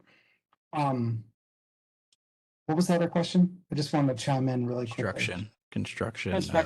I think the construction stuff, as some of you guys know, we have a separate department at DOT called OCMC, Office of Construction Mitigation and Management, or something like that. I can't remember exactly, Yeah, but they basically go through and make sure that traffic can continue to move. They actually regulate how wide how much of the lanes we can take up, whether or not you have to shift lanes somewhere else. And that's the way it works throughout the city, the way it's kind of standard operating procedure, and this would be no different here. So just to follow up on that, Ted, so just hypothetically, the plan goes in, it's fully implemented, and then an apartment building goes up on a corner or something that's going to necessarily obscure the bike lane. So in that case, would parking be temporarily removed to allow for the bike lane to continue, or? Yes. Okay. It depends on how wide. Like, for example, I'll give a quick example, go into the nuts and bolts here a little bit. If they have to pour concrete, sometimes you need a lot of space. So you have to remove a lane and the parking lane. Usually, well, we've made a lot of steps recently on actually retaining the pedestrian path and bike lane throughout those things, but even sometimes those things have to move. It's really kind of us pushing back on construction folks. It's not an easy job at all. I know, Eric, that's not a simple answer, but it kind of depends on every single construction site. Like on something like at a corner, you would probably see OCMC asking people to not do it on the doors because of the amount of traffic. Can you do it on the side street? Those are the kind of negotiations that go through with this other agency, basically. You can look up every single permit in the city. Anytime you see somebody who's blocking a sidewalk, blocking a bike lane, blocking a lane, you can actually look up their permit number and you can see what exactly they're allowed to do there. And that's online. Great. Thank you, Ted. Gina, any follow-up? No, that's fine for now. Thank you. Thank you very much, Gina. Okay, sorry. Scrolling up and down. Erin Drinkwater, did you have any questions? Yeah, I did. Can you, first of all, thanks to DOT for all your work over the years. I know you've engaged the community throughout, and really happy to see the presentation tonight. Can you talk a little bit about the daylighting? Will it be at every intersection? And can you also talk about the resulting loss of parking space as a result of that? I'm on McGinnis and Meserole, and so there's two of the corners that are already daylit, so right, there wouldn't be a loss of parking there. And then can you talk a little bit about the protected bike lane? What's the plan for the barrier?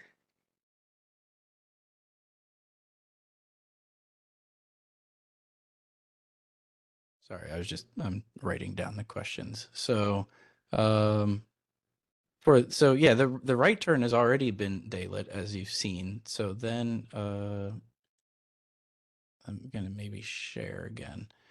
But throughout the entire corridor. Yeah. So let me show this real quick. So then the other part is really every other corner is. Sometimes we need to take a little bit of the parking for a turning truck because, especially because there's a median there, the trucks need to have some space to make the turn still because it's still a truck route. So that's really where most of it comes from. A little bit like me, this is getting very technical, but at a lot of corners, there's already fire hydrants. So some of that daylighting from our perspective isn't really changing the parking on the street because there's already a fire hydrant there. So that's where the spaces end up being a little low. And there's so many driveways along McGinnis when you start to map all of it out. There's a lot of gaps in where you can park along the street actually. Sorry, what was the second question? Just about the protected bike lane, will there be a barrier? The barrier designed for here is to have parked cars be the barrier, parking protected. Yeah, only maybe at Bayard Street, we're looking at something else to put there. Like we have the granite blocks in the photo, but yeah, in general, it's parked cars. We want to keep parking and loading, and yeah, and that'll be the. Sorry, and I realize I actually had one more question, and this is less so for you, but maybe when Captain Fay speaks, just to talk about some of the enforcement of the truck traffic on the side streets. I think that would be really important to hear about. Yeah, thanks, Aaron. I'm going to get into that with the inspector in a minute. Okay, thank you.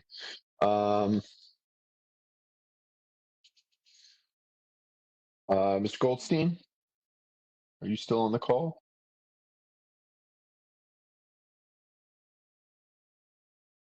Okay, going once, twice.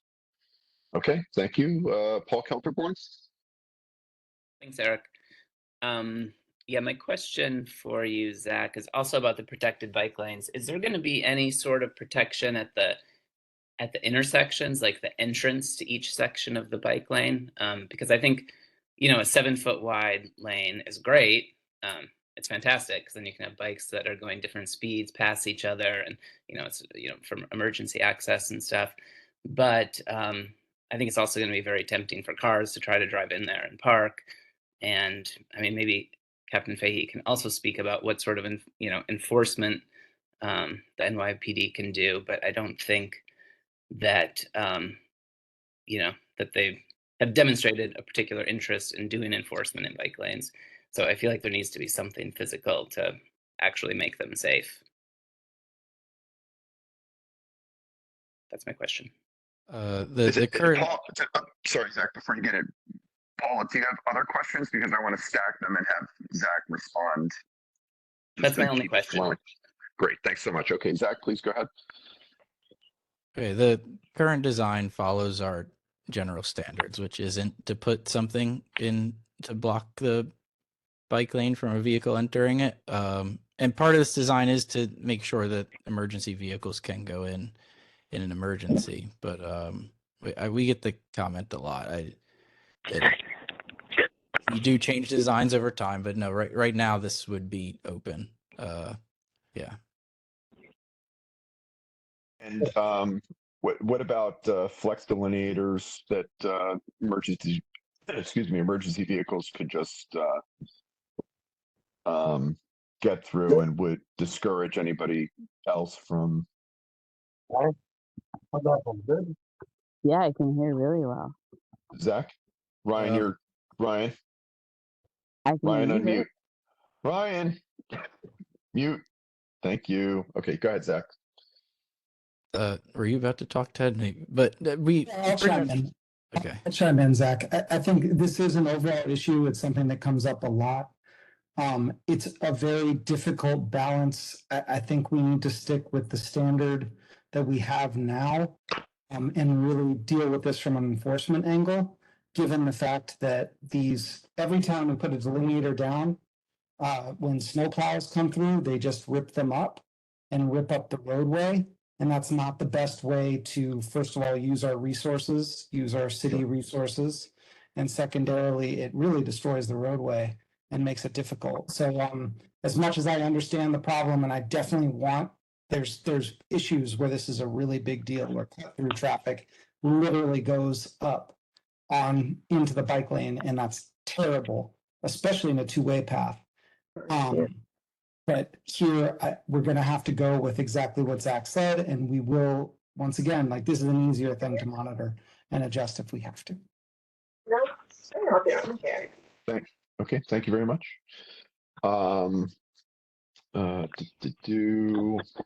Sorry, I have to scroll up and down.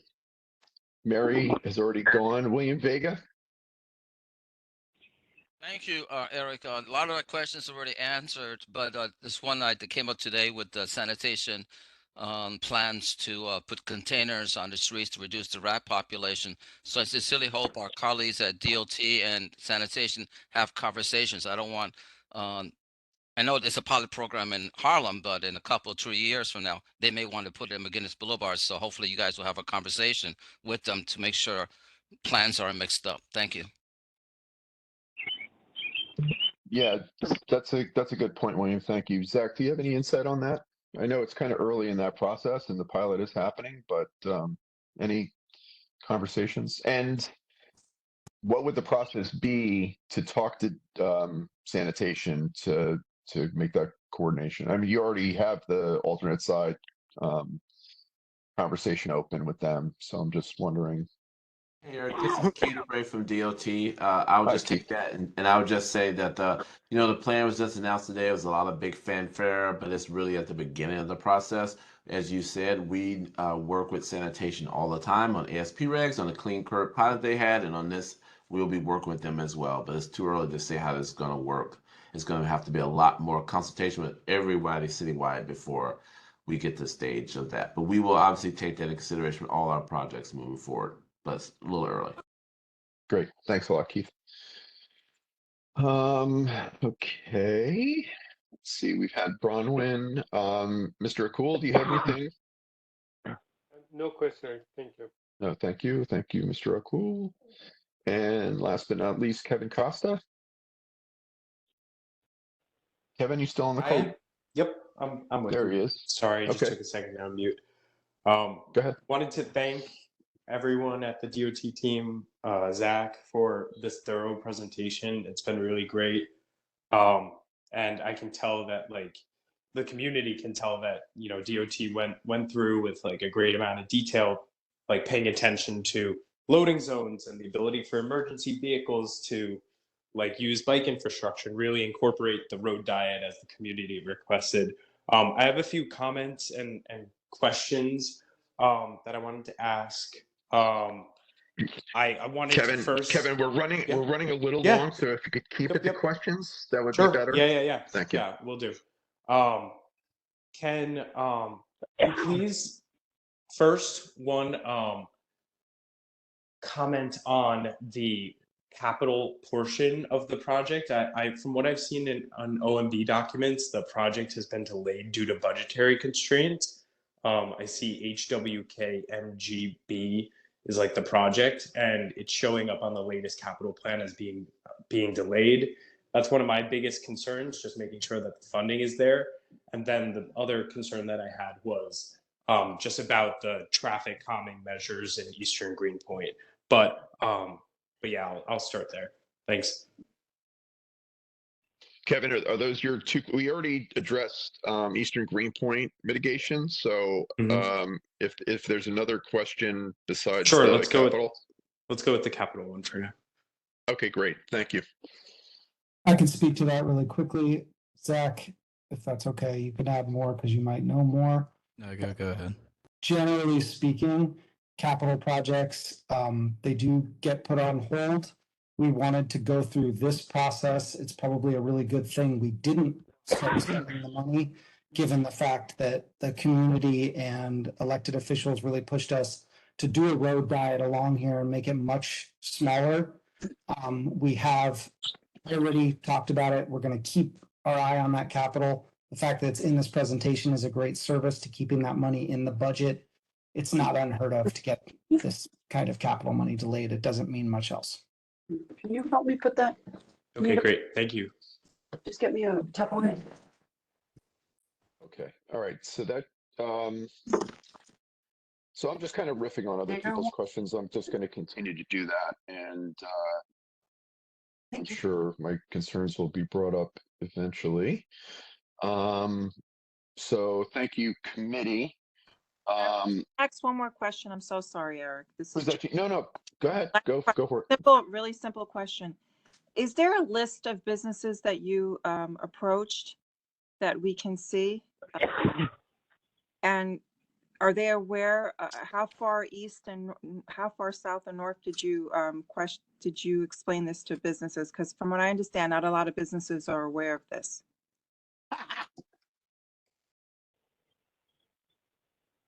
So the merchant survey was just along McGinnis Boulevard itself, but we did have an industrial meeting last year that went farther past the bounds of McGinnis Boulevard, and we are prepared to keep talking to people that aren't just on McGinnis itself. Yeah. Because I'm aware that there's about maybe 20 industrial businesses that have no idea of this even happening. So Gina, this is Keith Bray again, DOT. This is the first public outing of this plan. So outside of a few people who were briefed about it earlier and some other people internally, no one knew about this. So, but they need to know. I'm sorry, Commissioner, because they have employees that need to get to work, and this is going to delay their time to get to work and etc. So when are you going to present this to them? So we can talk to you outside of this process, this meeting, to see if we can set up a business meeting. We've been definitely talking to Evergreen and other people who represent the business interests in the area to talk to them about this and meet with them. So that's what we will do. Beyond Evergreen, I think there's a lot of businesses that are not part of Evergreen. So Gina, if you have suggestions on who we should meet with, I'll speak to you. Yes, I will let you. That'd be great. Thank you. Okay, great. Thank you, Gina. And please keep me abreast of these meetings as well. Whoever organizes them, DOT is a part of it. This is a huge, a huge change to the district, and the committee really kind of needs to keep involved in it. So we will, Eric, I promise. Thank you, Keith. Okay, I believe that exhausts the committee. I will. Before I turn to community, I just want to recognize Inspector Fahey. And Inspector, you heard the questions, and we had spoken earlier about plans for enforcement and how that will look both through the summer as these paintings are going down, but then going forward, how the 9-4 will be dealing with enforcement for, particularly for off-route trucks. That's always been a huge issue. It's why I'm on the board, and how to really nail that down now that this is happening. It's really not something that that we can just let go anymore. So, Captain, if you could, or Inspector, sorry, I always fall to that. That's okay. Good evening, everybody. Yeah, just so that the community knows, the 9-4 precinct has 3 dedicated traffic officers that make up the traffic safety team. And those officers are tasked with addressing all moving violations throughout the whole precinct. So, as many others have echoed on the call today, this is going to be something that we're going to have to adjust as the plan is rolled out to see what areas need more attention. And, we will be prepared to direct enforcement accordingly. So, if it becomes a greater challenge, the Chief of Transportation has a lot of other resources that we can speak with her about moving into the area if that becomes necessary. But we're going to keep a very close eye on it, and we're going to adjust accordingly.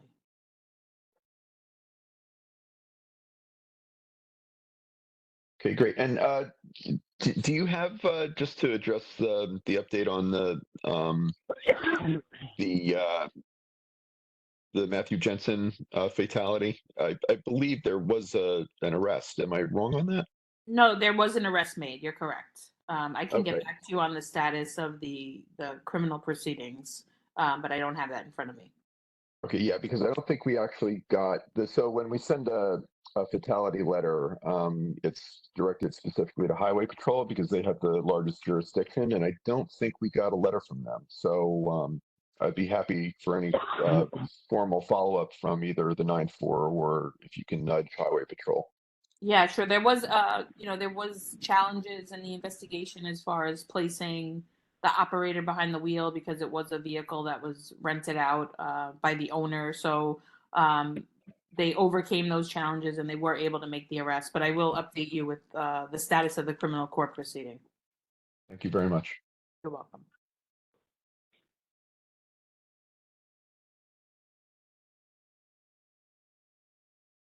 Sorry, I muted myself.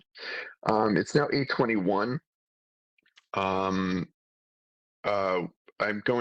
was going to stop with public comment at 9, but I'm going to extend that a little bit, and I'll beg Joanna's indulgence to go past 9:30, but not too much past 9:30. And as I mentioned, I've gone through, except for today, because I didn't have a chance to go through all of them today, but I tried at work to read as many as I could, to create a list of everyone that signed up. And I have it here, and I know that some people represent organizations that have a broader impact understanding of the area. So I'm going to prioritize them.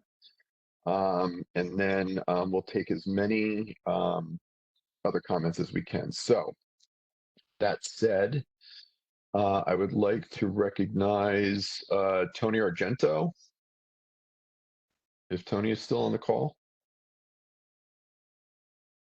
Yes, thank you, Eric. And Tony, if you could keep it to questions as much as possible. Well, I want to save McGinnis, but my company and my clients are heavy truck users. And if we can't get our trucks to our location, what good is being here anymore? We feel that this implementation of this dieting of McGinnis Boulevard is just going to create a traffic havoc, especially when the bridge is up where you can't move. It's going to be a total parking lot, and it's going to divert a lot of traffic on the side streets. It's going to, I think this will create total chaos. I think there should be more studies done and get more input from all the industrial tenants in the area. Thank you. Thank you, Tony. And I think with Gina's comments, I think we have a commitment from Commissioner Bray, and we're going to hold him to that as we do. And we'll make sure that Broadway Stages is included in that conversation. Okay, Karen Yemes. Hi, good evening, everyone. Thank you for the presentation. As you guys know, many of you know, I grew up on Diamond Street since I was 6 years old, 1 to 34. Huge advocate to make McGinnis, safer. So with that being said, I'm, happy that things are happening on McGinnis Boulevard, but as,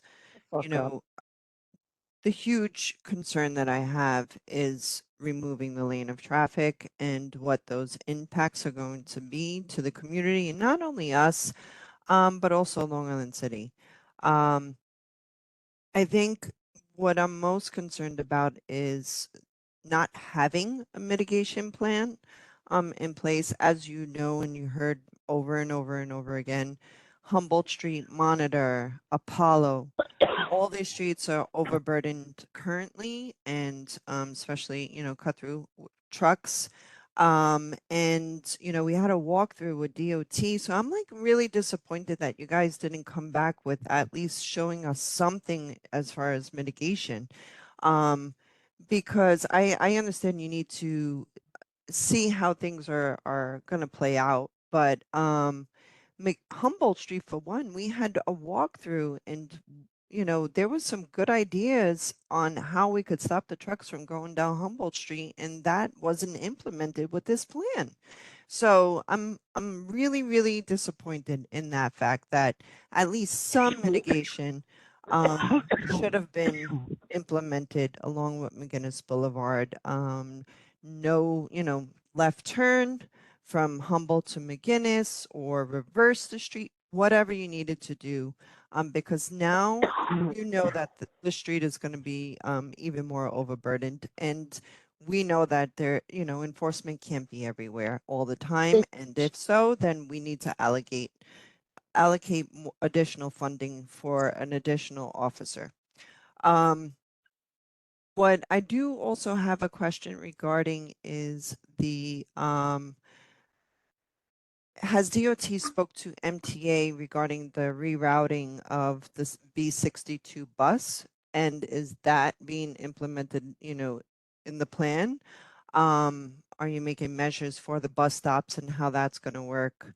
And then as far as the industrial businesses, I'm happy to see maintaining, truck access to the industrial business zones. But as you heard on, the workshops, many of the businesses is really concerned about delayed deliveries getting to and from their facility because of, the one lane on McGinnis Boulevard, and currently the congestion and them getting late deliveries, and a lot of vendors don't want to even come here anymore, and this is really hurting businesses. So I'd like, the fact that you're willing to continue, to talk to the industrial businesses in the area, and I'm just hoping, and I really, really want a commitment from DOT to, further listen to our feedback and make adjustments along the way, because this is going to be a huge impact. You say about cut through traffic, you said that the statistics are from, the BQE to the Pulaski Bridge, but what about those that actually live in Long Island City and work in Long Island City, and the trucks that are, going from IBZ to IBZ? So you're really not tracking where the end route is, where they're actually going. So I'm concerned about, that statistic. So again, like I said, I'm hoping that you'll really commit to help with the mitigation plan moving forward. But I'm really curious about the bus. Okay, thanks, Karen.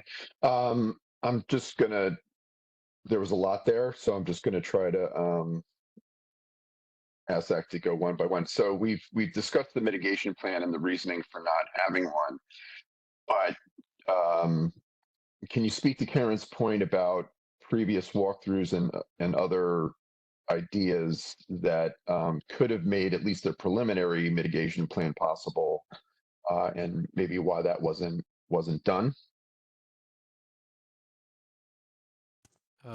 Yeah, so I don't think I was on the walkthrough, but I know we had a meeting recently about Humboldt Street, and we said we couldn't commit to a redesign this year, but that's not really to take it out in the future. It recently did get speed bumps, and in this design, we are trying to change the intersection right at McGinnis. It's not banning the turn, like I know the petition says, but we would be tightening the turn by a lot. Yeah, so that's. I'm sorry, that reminded me, sorry to interrupt you, Zach, but did you have an overhead view of that that change in the turn from Humboldt into Bayard onto the BQE? Not in this presentation, but in the last presentation, we showed a screenshot of a draft drawing that I think shows it a little better. Maybe it's not. Okay, well, if you don't have it here, I'm not going to spend time digging for it, but if you could get that to the committee for the report, I think that would be helpful, or just include it if you can in another slide before you send it for the record. Okay. It's hard to understand from that slide that you showed, what you're actually talking about. Yeah, that makes sense. Okay, but we'll leave that for now. Eric, can I I'm sorry. just say to Karen's question? I do want to talk about pre-implementation. Wait, Keith, which question? No, about the trucks and the diversion, and about the question about no mitigations ahead of time. Yes, okay, I want to make yes. one quick point that we do have a pre-implementation plan before this happens. So we're not just rolling this out like tomorrow and this is going to roll out. So we are going to be, again, and I thank the Argentos for being willing to speak to us. And we're going to talk to a lot of businesses in the IBZ and others about this plan. We're going to talk to the Trucking Association of New York about this plan. We're going to have VMS boards and media campaign and work with Google Maps and other things. So it's going to be a lot of things going to happen before this plan rolls out. So I do want to make it clear that, we are going to get the message out that the capacity on McGinnis is changing, and that is something that you need to be aware of before implementation begins. So I do want to let everybody know that we do have a plan to try to deal with that. And as far as mitigation, Keith, just to be clear on that, when you say, before the rollout, you're talking about the capital part, right? We're because according to the presentation, we're putting down paint and other things this summer. No, before we change to the one lane, we'll be okay. putting this out. I just wanted to be clear on that. Thank you. Yeah. Okay. Thank you, Keith. Ted, did you have something to add to that? I thought I heard you break in. I just wanted to say, as far as mitigation, we have logged, we're not avoiding it. There's a lot here, and we just need to take that in. And I know that's not going to make everybody feel comfortable. We're going to put VMS boards out there. We're going to do everything that Keith just said. And we are also listening right now, as we've listened to on walkthroughs, and we are going to be ready to make changes. We already have a list that we've already been starting to identify, so we'll be ready in this case. I'm nervous about the amount of work that it's going to take, and Zach should be too. Thank you. Okay, I just need to kind of move this along now. So the bus route, yeah, sorry, I got you. I got you. I got you. So yes, DOT bus route, B62 conversations with MTA. Yeah, so we've been in conversation with MTA, and they're very aware of this project. I don't work for the MTA, so part of me is like, I don't know how much to say from their end, but pretty much they're trying to see what this project will do to still finalize their decision. And but at the same time, every bus stop that they've proposed will work. The current bus stops will work with this project, and the proposed ones for the reroute will work with the project. They're still a little in the air on exactly what they're going to do, but we're working with them to keep them informed and to be ready to install however they want to put bus stops along the street. And also coming down the pike is the change in the overall bus route map that I've been after Andy Inglesby at MTA to come to us, but they're not ready for that.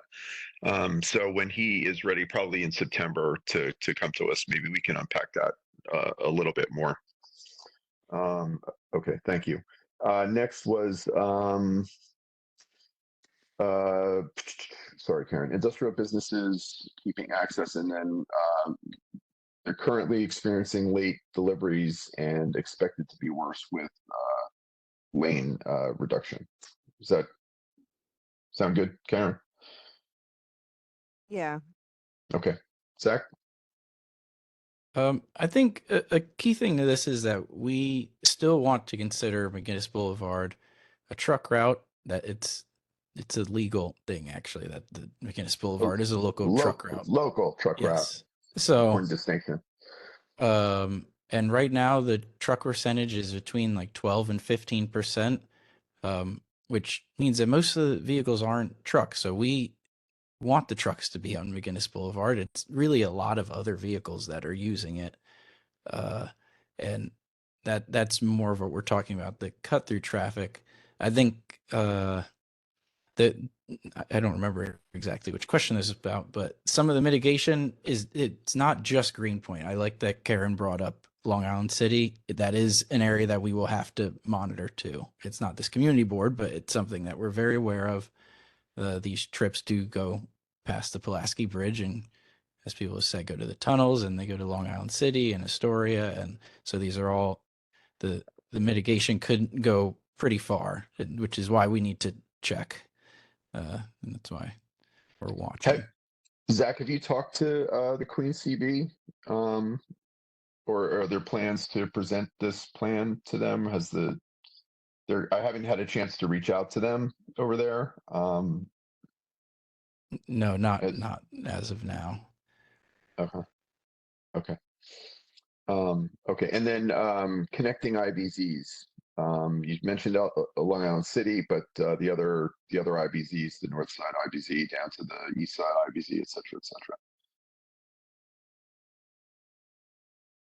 Or Karen, maybe you want to restate your question? Yeah, I think that's more of part of the mitigation and the monitoring, making sure that, the other truck routes aren't being overburdened, say for instance, like Greenpoint Avenue. So I think that's more of a mitigation and monitoring, and that's something that we could further talk about, with the industrial businesses and part of their concerns that they raised early on.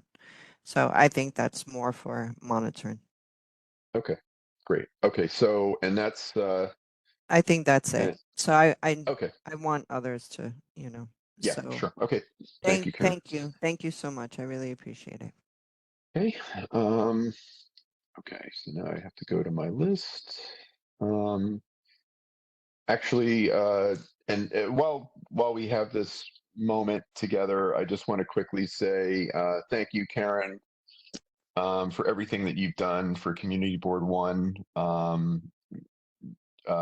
You've left our esteemed committee, but I have to say that you are my mentor, and I can't thank you enough for all the help and guidance that you've given me in this position, and when I was your co-chair, and all the work I know that you did before I was on the board. Just a huge, heartfelt thank you and big appreciation.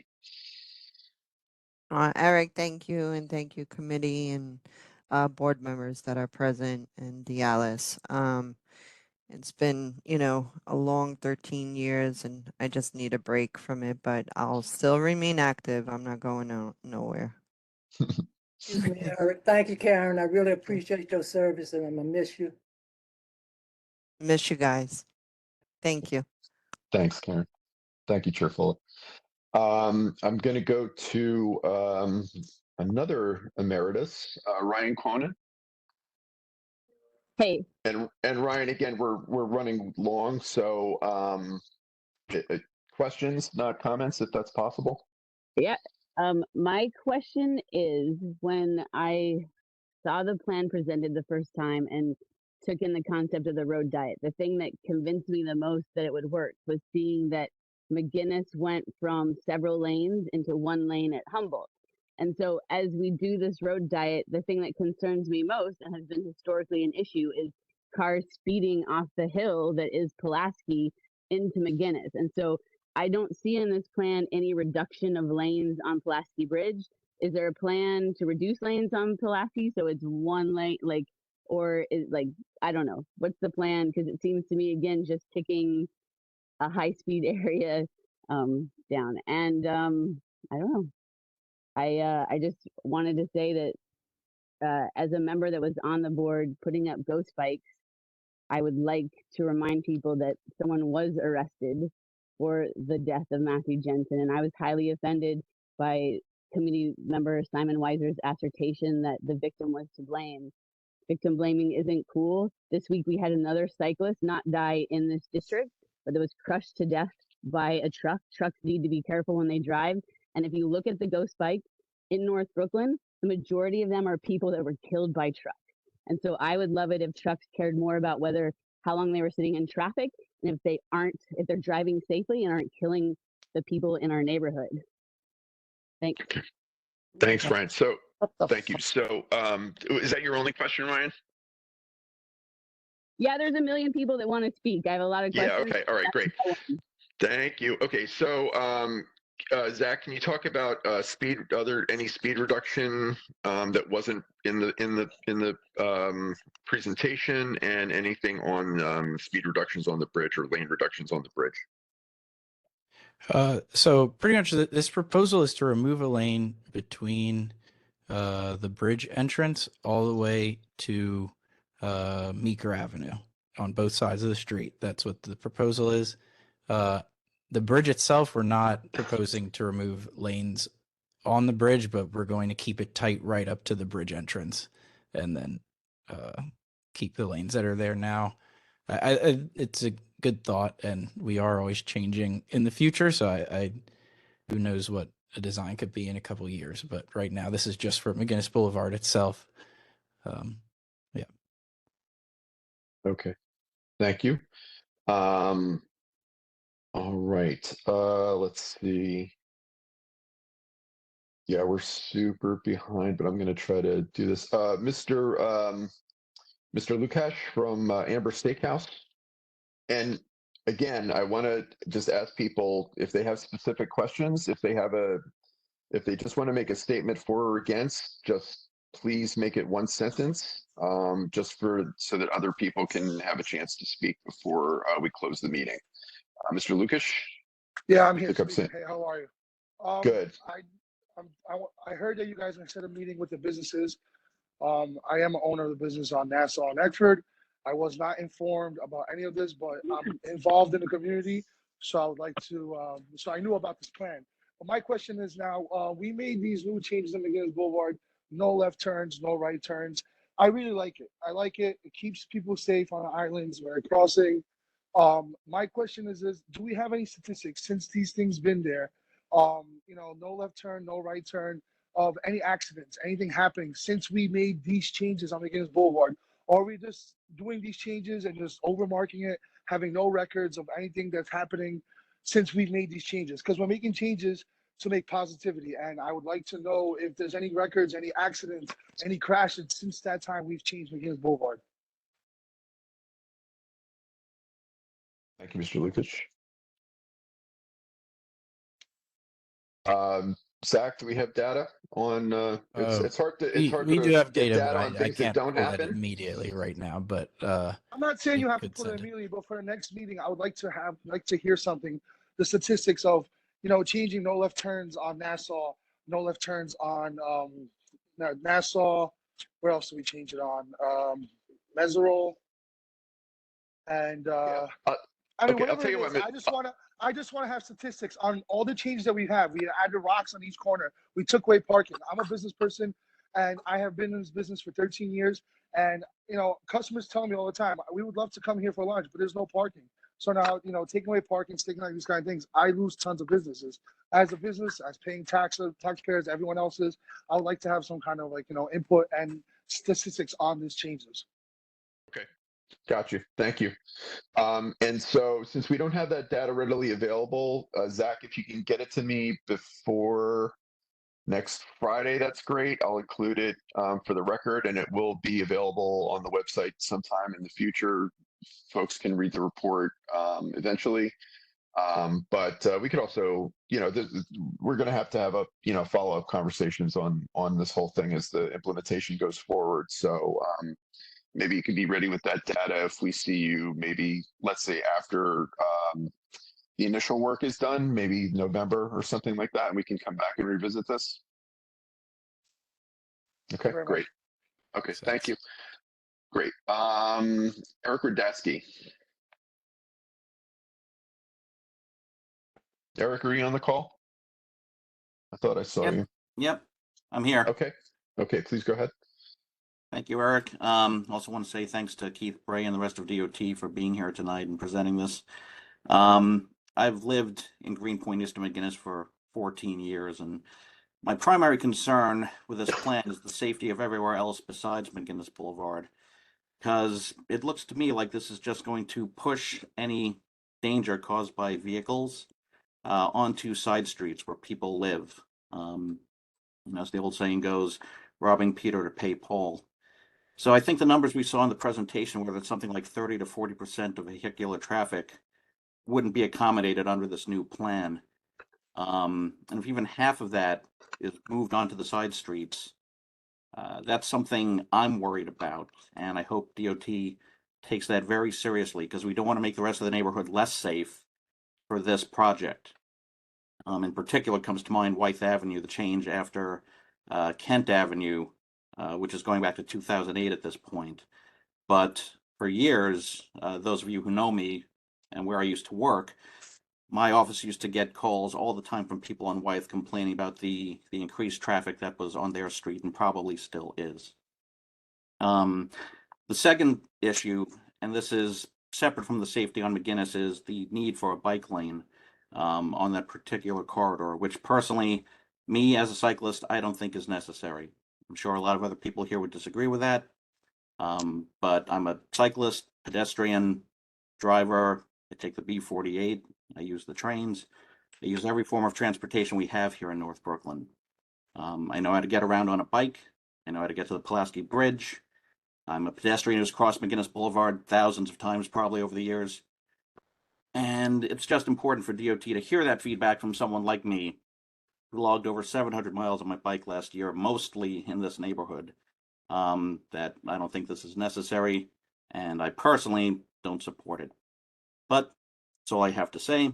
Let me turn it back over to you. Let everyone else have their chance. Thank you, Eric. I didn't hear a question in there, and I think we covered some of your concerns, so I'm going to move on. Yes. Thank you. Okay. Is Elizabeth Adams on the call? Elizabeth Adams? Going once.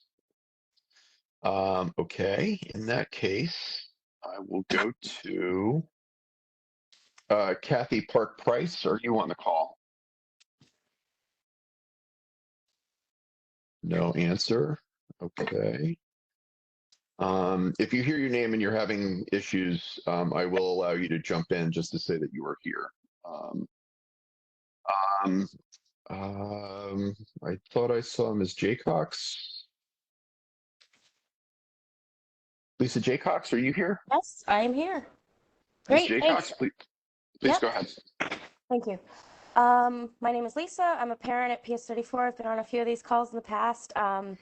I live along McGuinness, and I really enjoyed the thoughtful presentation today. So thank you, DOT, for listening to all of our feedback over the last couple of years, and thank you, committee members, for giving us a chance to speak.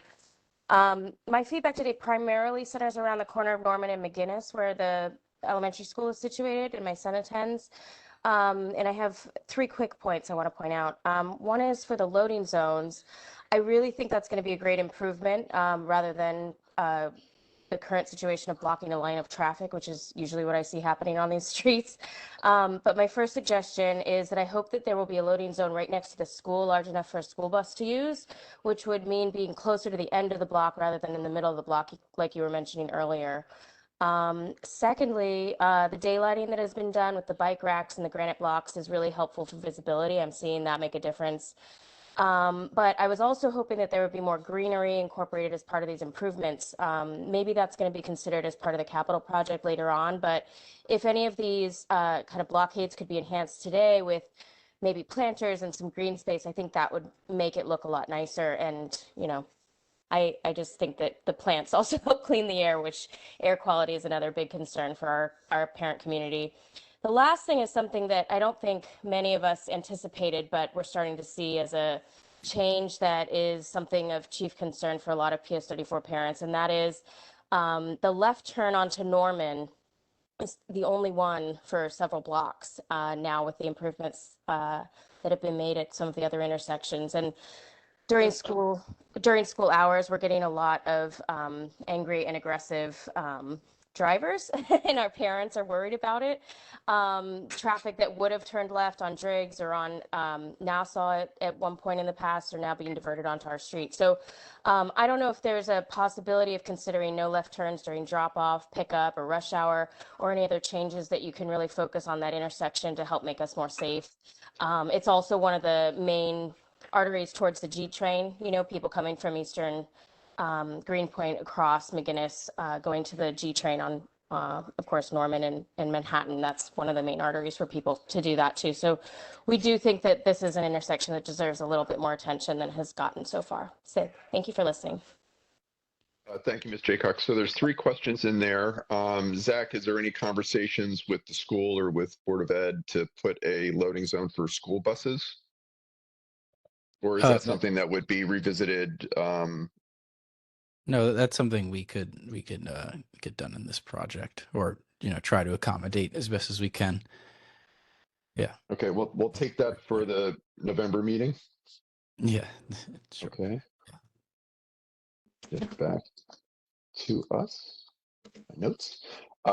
Greening would be part of the capital project? Question mark. Larger green spaces, but with all of our street improvement projects, with planters, our problem is maintenance. So we would need a maintenance partner is like sort and that's of a the parks conversation standard. too, right? No, I think it's just a DOT question if it was a planter. For capital, it would be parks. Yeah, parks is A planter, this would be very difficult to plant with planters right now. But if there's a maintenance partner that wants to come forward and talk to us, we're always willing to engage. That's a way in the future kind of thing, right? That's like a 2024 past, right? In the capital, yes. Yeah, okay. Planters now, that kind of what I was talking about, if somebody wants to come forward, but it is going to be a difficult, given resources, that this is probably, I would say, let's focus on the capital. Got it. Okay, thank you. And any considerations to changing the left on Norman and for certain times maybe, or anything like that? Any conversations at DOT about that? Now you spit it out. I got it all the way in now. Communication. Ms. Korchow, please mute. Can we just put that to mitigation? Can we put that in the letter, and we will definitely add that to our list? Got it. Okay. Circle back. Okay. Great. Thank you, Ms. Jaycox. Eric, this is Who's Kathy. that? I'm sorry. I Oh, couldn't yes. unmute earlier. No, that's fine. WebEx is a nightmare. Okay. Sorry. Let me just memorialize this, and then. Okay. I just want to make sure that Elizabeth is not on the call before I recognize you. I want to give her one last chance. Thank you. I believe she is not on the call right Fine. now. Okay. Okay. Go for it. Okay, thank you, Eric, and thank you to DOT for presenting tonight. My name is Kathy Park Price. I'm the Brooklyn organizer at Transportation Alternatives, where we have been advocating for safer walking, biking, and public transit in New York City for 50 years. I am commenting to wholeheartedly support this rebalancing and reprioritizing on McGinnis Boulevard. I believe that I celebrate the fact that after 2 years of advocacy by neighbors and the Make McGinnis Safe campaign, of which we are a part, that a road diet is happening and that safety, that McGinnis will be safer. And I think at this time when we, as a city, are looking at opportunities to transform highway-like roads throughout our city, that McGinnis is leading this this dialogue now and will be at the forefront of the conversation. So I just want to thank everyone and the thousands of neighbors who have supported and the elected officials who have brought this campaign and this effort and this redesign to reality. We're very excited about the removal of the lanes of traffic and the opportunity to reclaim some of that space for other means of getting around our city safely. So thank you all very much. Thank you. Okay, so I want to get some residents that are immediately adjacent to McGinnis or on McGinnis. Just bear with me as I scroll through my little sheet here.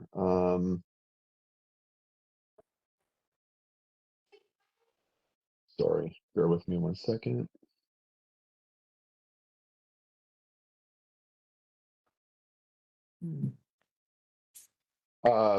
Do we have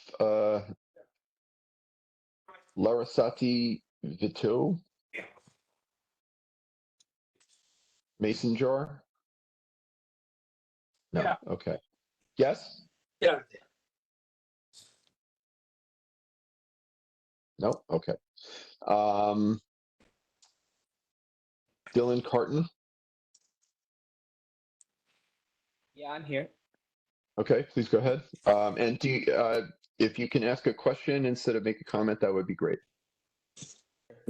My name's Dylan. I've been living in North Williamsburg or North Brooklyn for almost 10 years and Greenpoint for 5, living a block away from McGinnis.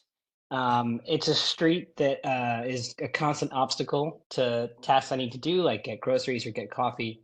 I don't enjoy crossing that boundary at all.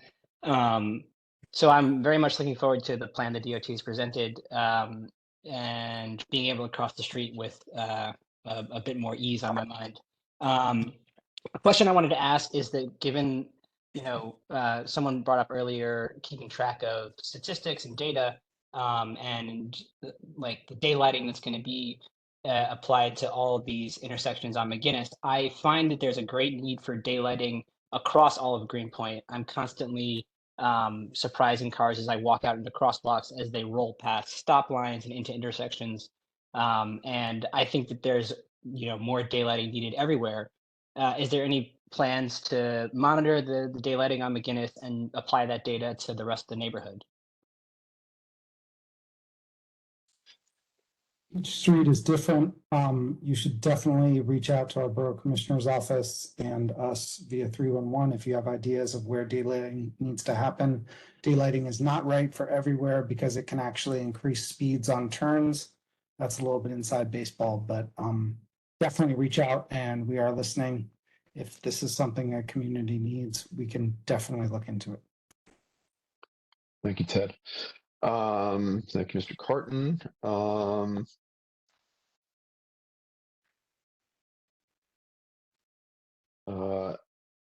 I'm going to murder this name. Lori Vrogindewey. I'm so sorry. Brogindewey.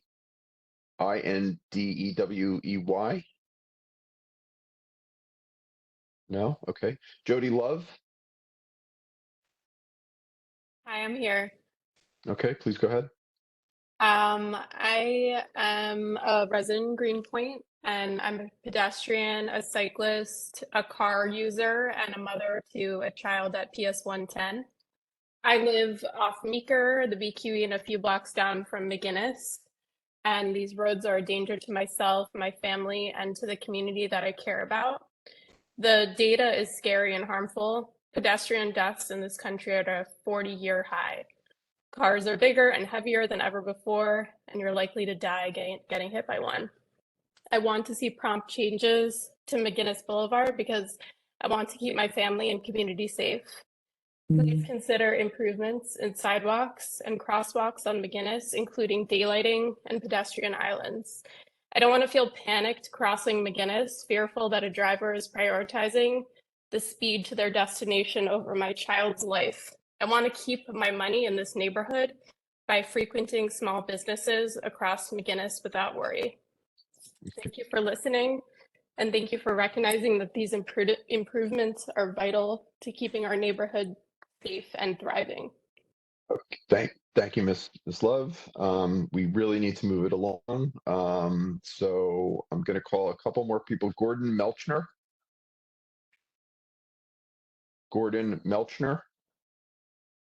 Going once, twice. No response. Nina Chinelli.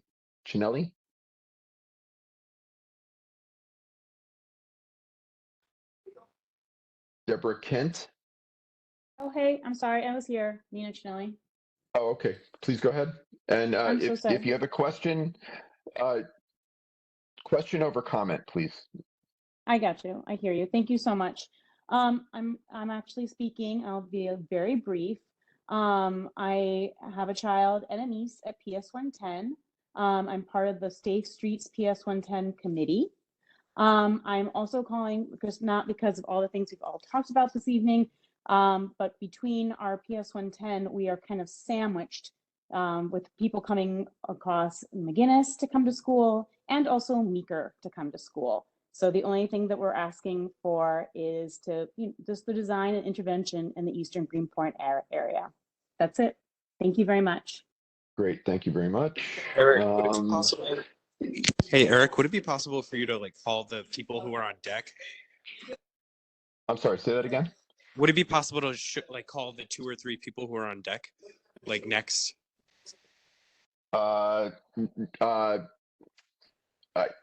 No, I can't get into why, but I'll try to do that after I get through this initial list, and then we'll try to. There's 11 pages of attendees, and it's a lot, and we have a lot of people. No. The point being so that way people can be prepared, if they're coming up next. Yes, to speak. Okay. Thank you for the clarification. Okay, so fine, I like that. So hearing that,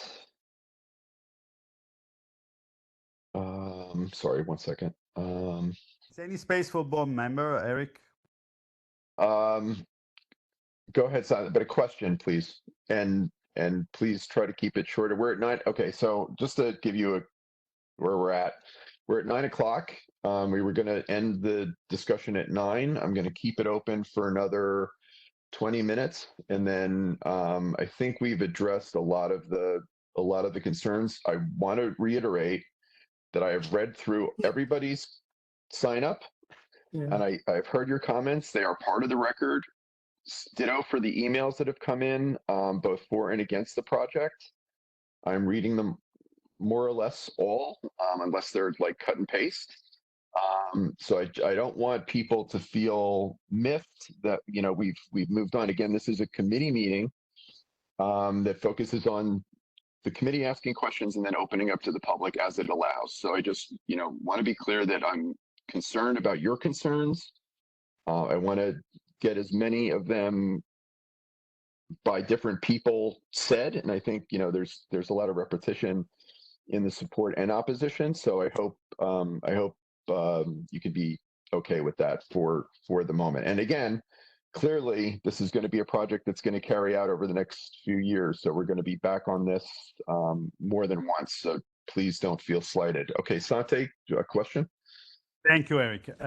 Yeah, clearly this is an intervention is going to have regional impact, and so in consequences on safety, emergency response, what I heard, traffic, quality of life, as Eric Radeski was mentioning, how Small Street will be impacted. I'm also a resident of Greenpoint, so a few blocks away from McGuinness Boulevard. So I fear the historic district is going to change the dynamic.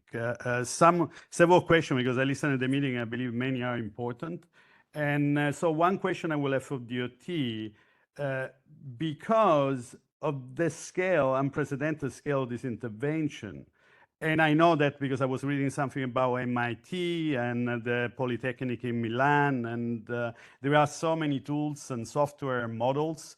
And what it made me more concerned, that I heard multiple times from DOT where probably, I was writing down, most likely, difficult to tell now. So I didn't hear from DOT any answer on this concern. We'll see in the long term. I know that today we have software, MIT has developed some, where we can model exactly. Shante, you got to get to your questions in like one sentence. I can't. Okay, all the probability of that. That's one question, if they're going to use, and if they have used it before they implement that. And then, did they compare this street with, because this is not a freeway, this is like First Avenue, Second Avenue, Third Avenue, Park Avenue, many in Manhattan, they are 2 lanes, so I have concern about the narrowing.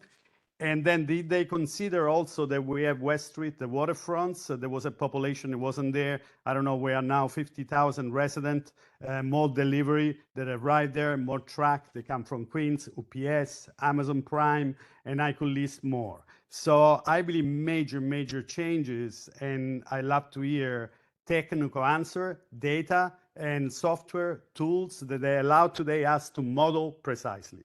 And these are my... Okay, we got to end it there, Sunday. We got to move on. Zach, any response? That other software or... So we use Trafficware Synchro usually to do our software or traffic analysis. DOT at other times uses some other programs, but the reason why you hear us sounding hesitant about it is because the software was... it's not 100%. It's still software at the end of the day. And we have examples of things like 21st Street and like 21st Street in Queens and 14th Street in Manhattan that we sort of expected these gigantic traffic impacts. And then there was a study of 14th Street and the impacts were fairly minor. And now it operates fine and there's 0 vehicles on it pretty much. There's just buses. So, but we are giving you a technical answer with the percentage. That's the technical answer. Okay, thank you. Okay, so let's do Paul Rivera, Lydia Cortel, and sorry, bear with me. Vincent Valdmanis. Okay, those are the next 3. So Paul Rivera, a question, please. Hello? Twice? No answer. Ms. Korchow, please go ahead with a question, please. Lydia Korchow.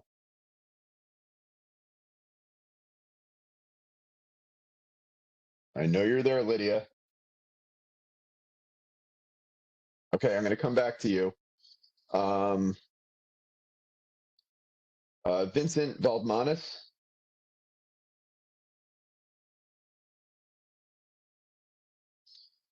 Nope. Okay. I really would like to ask a question if I have the permission. Who is that? Nathan Rodriguez? Yes. You know what? I've got you, so I will indulge a question since you have a question. Go ahead, please. Okay, pretty quick. I feel that so far everybody asked about like all the other parts of Greenpoint, especially East Greenpoint, because honestly, you all think about a road diet on McGuinness, but the thing is, the moment you go out of Pulaski, down Provost, left Greenpoint, and down Monitor, which you also have PS 110, you're not thinking of like all the safety of the other part of the neighborhood. Honestly, I'm a biker and I don't see anyone using the bike lane on Meeker. I live on Meeker and I don't see nothing happening there. The DOT doesn't study like what happens after. And I would like to know what's the urgency on understanding what happens after and next on Eastern Greenpoint, because that's a really like it's house. It's residential. I don't even understand why there's meter parking under the BQE on a residential area. You're not worried Okay. about residential. You're just like on a Okay. road diet for an agenda. So I would like to know about Eastern Greenpoint. Thank you, Mr. Rodriguez. I think we've covered that a bit, but Zach, if you can expand on that at all. Yeah, so I'm just going to show this slide really quick. Someone could screenshot if they want, but there was a study about protected bike lanes very recently and how it causes a drop in crashes, especially in senior citizens. So this is why we are trying to install protected bike lanes and narrow the street. We have very technical reasons for doing it. Meeker Avenue is still in implementation, and you're right. There's not a lot of people using it right now, but that's because it's not a full path right now too. So, but you can look up this pedestrian safety and older New Yorker study if you want to see the most recent statistics on our safety treatment. Yeah, I appreciate it, Zach. Okay, regarding it's that, not about, but what it's not about a, Mr. Rodriguez, that it's goes Mr. Rodriguez, Mr. Rodriguez, Mr. Rodriguez, it's not a back and forth. It's not a back and forth. Thank you. Okay. Thank you, Zach. That was slide 30. I just want to reference that for the record. The slide you just put up. Is that right? Slide 30. Okay, yep. great. Okay, slide 30. Thank you. It's in the appendix, but we'll put it in there. Okay, great. Thanks so much. Slide 30 in appendix. Okay, great. Great. Have you Michael spoken Devereaux? to a single resident that actually lives on McGinnis Boulevard yet? Just asking. I think I have one, but Ms. Costello, since I have you, I will go to you now. Do you live on McGinnis? Yes, I do, actually, between Norman and Meserole. And I have lived in this neighborhood for 25 plus years. And I used to live across the boulevard between Driggs and Nassau. Okay, do you have a question? Yes, I'd like to know what air quality studies are going to be put in effect, because I understand there's a learning curve, but considering that people still have not learned to drive 25 miles an hour, and the speed light cameras and the turning lanes and everything else have not slowed that down. Again, I live here and I'd like to know about the air quality, about the idling, about the honking, the quality of life for the thousands of residents that live on McGinnis Boulevard that no one is considering. Because I will tell you. Okay, Ms. Costello, we got you. Air monitoring and other quality of life monitoring. Yeah. How does that work, Zach? It's something constantly being monitored in the city, and how does it apply to this project? Maybe that's a better question. It applies to this project in terms of that our generally our program is funded to improve air quality, or sections of the street improvement So project. it's not being considered at all, the residents along McGinnis Boulevard. Got you. Okay, Thank you. Ms. Costello. Okay, thank you very much. I also live on McGinnis and have a question. Okay. Zach, are you done with that answer? Yeah, well, I would say we have this spoken one- on the go street ahead. with people, and this has been a community-driven process. In terms of quality of life, there's been a lot of voices. But technical noise, air quality monitoring, et cetera, you're working with DEP, et cetera, like something more structured than like that. Not for this specific project, but for DOT in general, we are. Yeah, Ted, you just turned your camera on. Yeah, that's always something that we look at. In this case, we are prioritizing the safeties of individuals, and we are looking at the diversions of traffic onto other streets, and that is an impact that we are also looking at. Yes, we have to look at air quality. No, not specific on this project. Got it. Okay, thank you, Ted. Lydia Korchow, I see you're Yes. Okay, please go Yes. ahead. Do you have a question, Ms. Corchow? Yeah, I have a question. Okay. Previously you talked about many studies, but there's really no concrete environmental impact study in the area. And I just think when you look at the beginnings of McGinnis Boulevard, when they took down many houses on Oakland, people lost their homes, because of eminent domain and everything. This was built initially as a main artery for trucks and everything. I think you're just going to push when you start narrowing this boulevard. It's not a good candidate. And there's plenty of bike lanes that we could create, and you're just diverting the traffic to side streets, and that can cause more danger, especially when there's a lot of children under the age of 18 in those areas. It's highly residential. I just think it's not a good boulevard to have bikes on. Okay. So I didn't really hear a question in there except for the EIS, environmental impact statement. Zach, I know we went through, DOT went through this with 14th Street. Can you talk a little bit about if any EIS is necessary, and if not, why? So yeah, this does not have an EIS. It's been told to us in the courts that DOT has jurisdiction over the roadway and the design of it, but we are still just as concerned as you about improving air quality in neighborhoods. So yeah, I don't know. Were you about to talk, Ted? I can't tell if you're about to click a. No, this is Keith again, Eric. It's like Zach said, it's not required for this project. So both air monitor and all the stuff that I've mentioned last sort of couple of statements and some questions. But we obviously care about it, and we can give you a fuller explanation in writing in that. If that's one of your questions to have, we can give you that when you send your report to us. Great. I'll take that for the record. Eric, this is Vincent Valdmanis. You had called on me. Yes. Do you mind if I jump in? Yes, please go ahead. Sure. Okay, I'll so keep we'll it real do. Okay, short. wait. Hold on. So we're gonna do Mr. Valdmanis, and then we're gonna do Mike Devereaux, and then I don't know who we're gonna talk to next. But we're coming down to the end, so we're probably only gonna have 5 more speakers.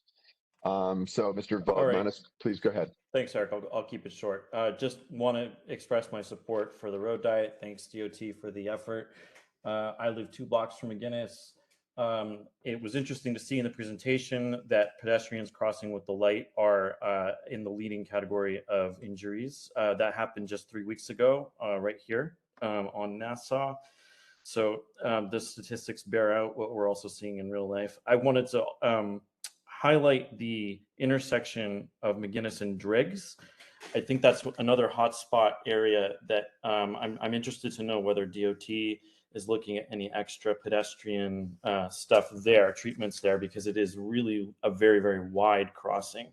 And just final point to add to the context of the business discussion, there are more than 100 businesses that do support this road diet, and 9 out of 10 of them are 1,000 feet from McGinnis. They depend on pedestrians for their customers and their business.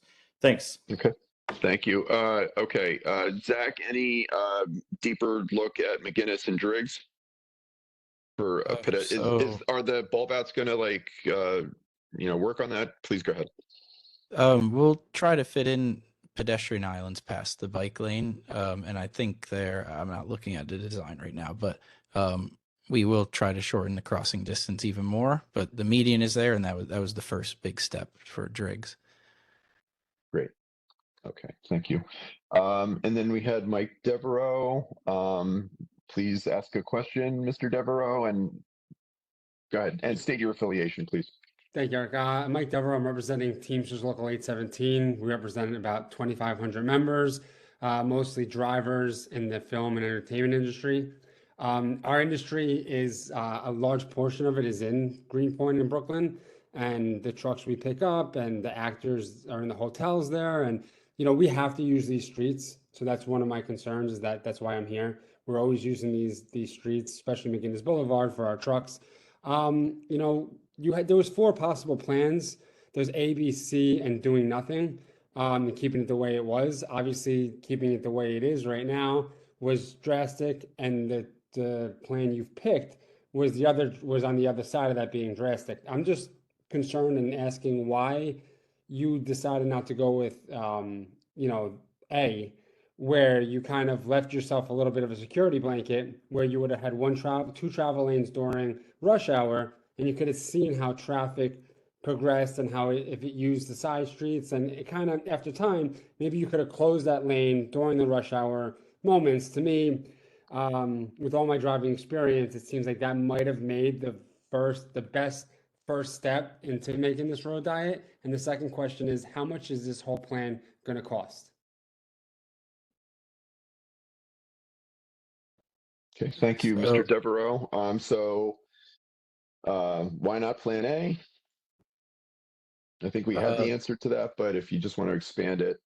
I think to speak for people that are at this meeting, I guess, the major feedback was removing parking along McGinnis Boulevard would have been very painful to the neighborhood. So that plan took away parking all day. So people were already stressed about Meeker and things like that. So that was, I think, in terms of feedback wise, I don't think it got a lot of positive feedback.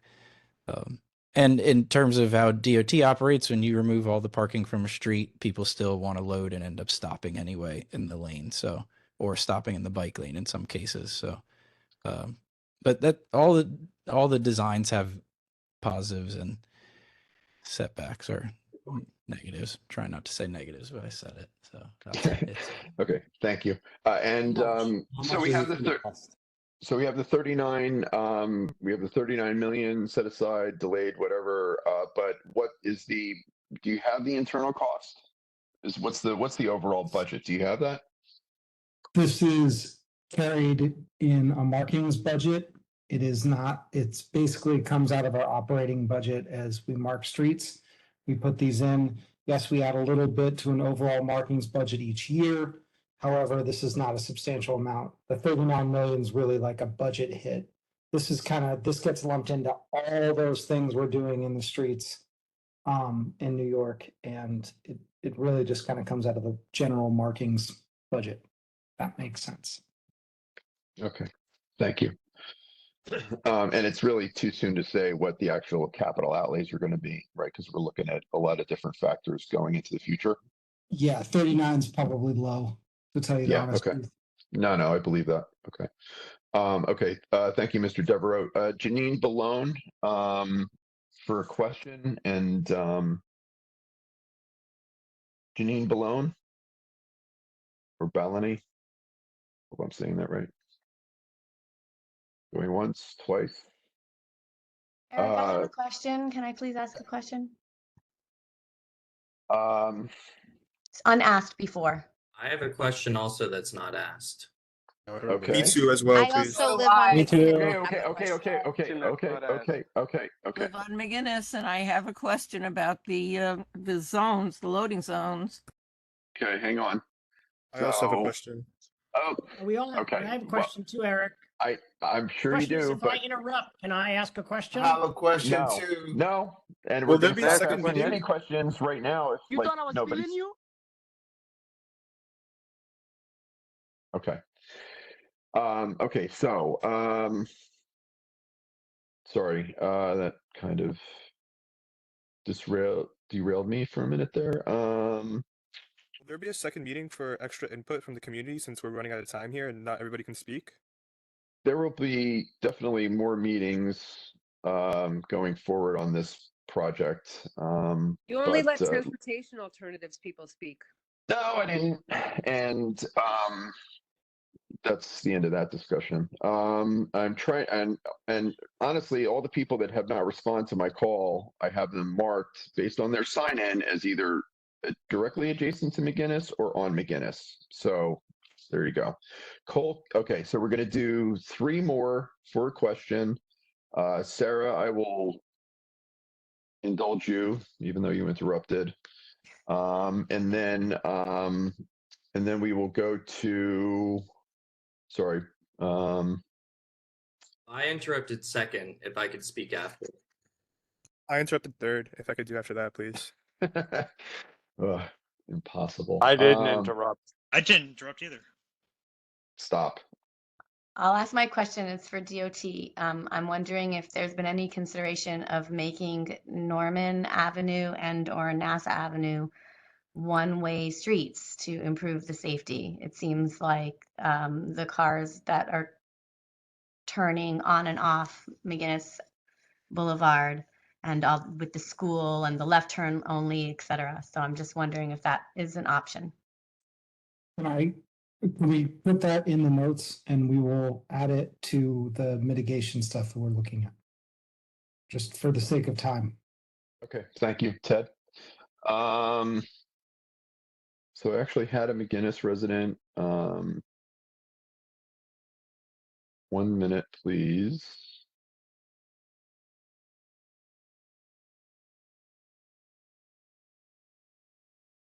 Cole Kennedy lives on McGinnis. Yep. Yeah, I live directly on McGinnis, and I bike and walk on McGinnis every single day. Often going over the Pulaski to get up to the 59th Street Bridge to get into Manhattan for work. I'm wondering how the bidirectional, the bike lanes on either side of McGinnis will then transition to the bidirectional lane from Green up to the bridge, because that's a pretty dangerous cross already. So I was wondering how the plan is going to make it safer for bikes if you're traveling northbound to then continue onto the bridge. Thank you. Thank you. Ted or Zach? Yeah, so the way northbound would be to cross most easily at Freeman. So we would make a cut for people to walk across and for people to bike across, get across at Freeman and then go up.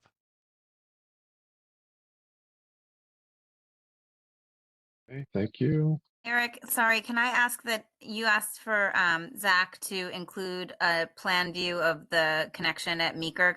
Zach, can we also include a plan view at that connection to the Pulaski in the submission? Sorry for interrupting. That's fine. Yeah, so I'm sorry. So what was it? A detailed slide for Well, you crossing asked at Freeman? Well, the cross, no, what I think Zach was asked and answering was the crossing at Freeman, but how bikes connect from the northbound bike lane to the two-way bike lane on the west side of the Pulaski. I think he said it happens at Freeman, so I think that's a complicated intersection for bikes and cars and pedestrians. I think it'd be helpful to see a plan of that too in the submission. Okay, Zach, can you take that for the record and just Yep, and I wrote send that it to me? down. Okay, Yeah. great. Also, there's a Thank- really short clarification.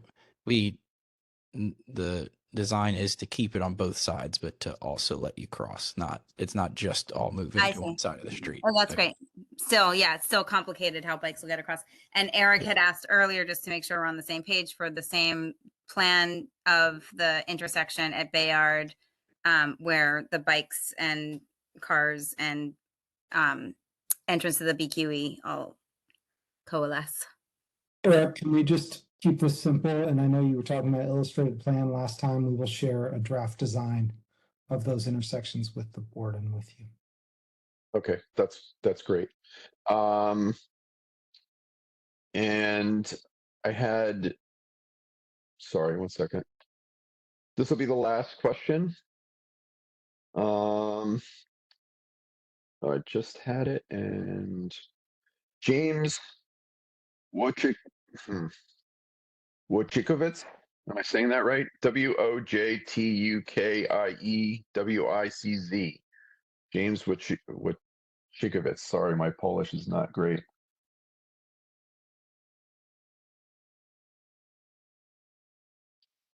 Hearing none. Okay. Okay. So, Sorry, can I thanks. just ask why local businesses were lied to about No. the oh, no, okay. Thanks for answering all the important questions. No, Yes. no, and I'll tell you why, because at the beginning of the meeting I said we weren't going to cast aspersions or anything like that, and when you say lied, that is a specific indictment. And Well, I you know, personally spoke to local business owners, and they told me that they were given speak to misleading you? information. Did they speak to you? Do you feel lied to directly? If not, then you're not in order. Okay, so that's gonna end the public session. I want to thank DOT You barely let the public speak. for the presentation. Exactly.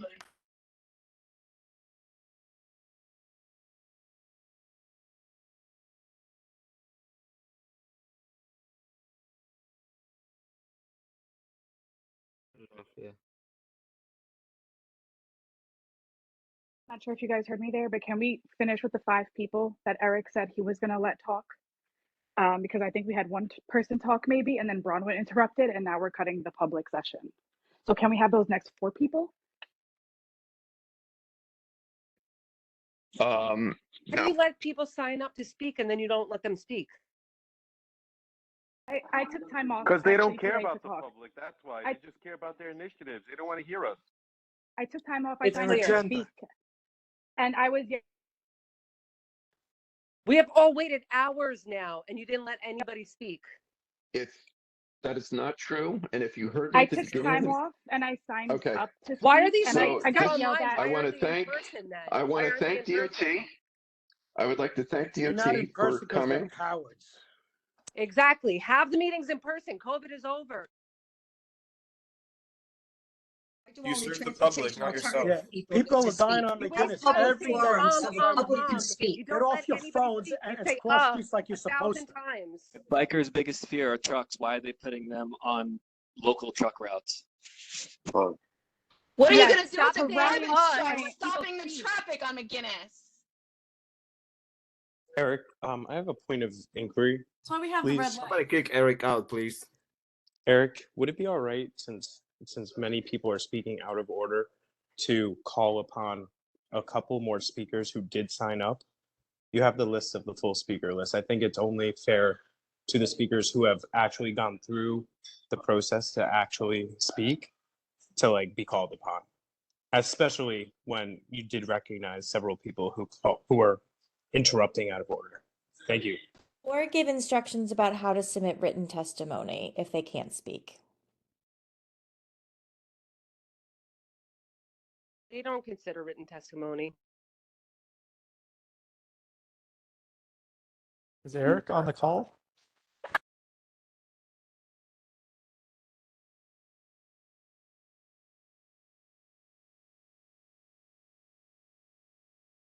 Can you hear me?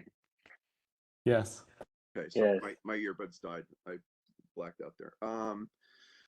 So yes, thank you, Katie, for that suggestion.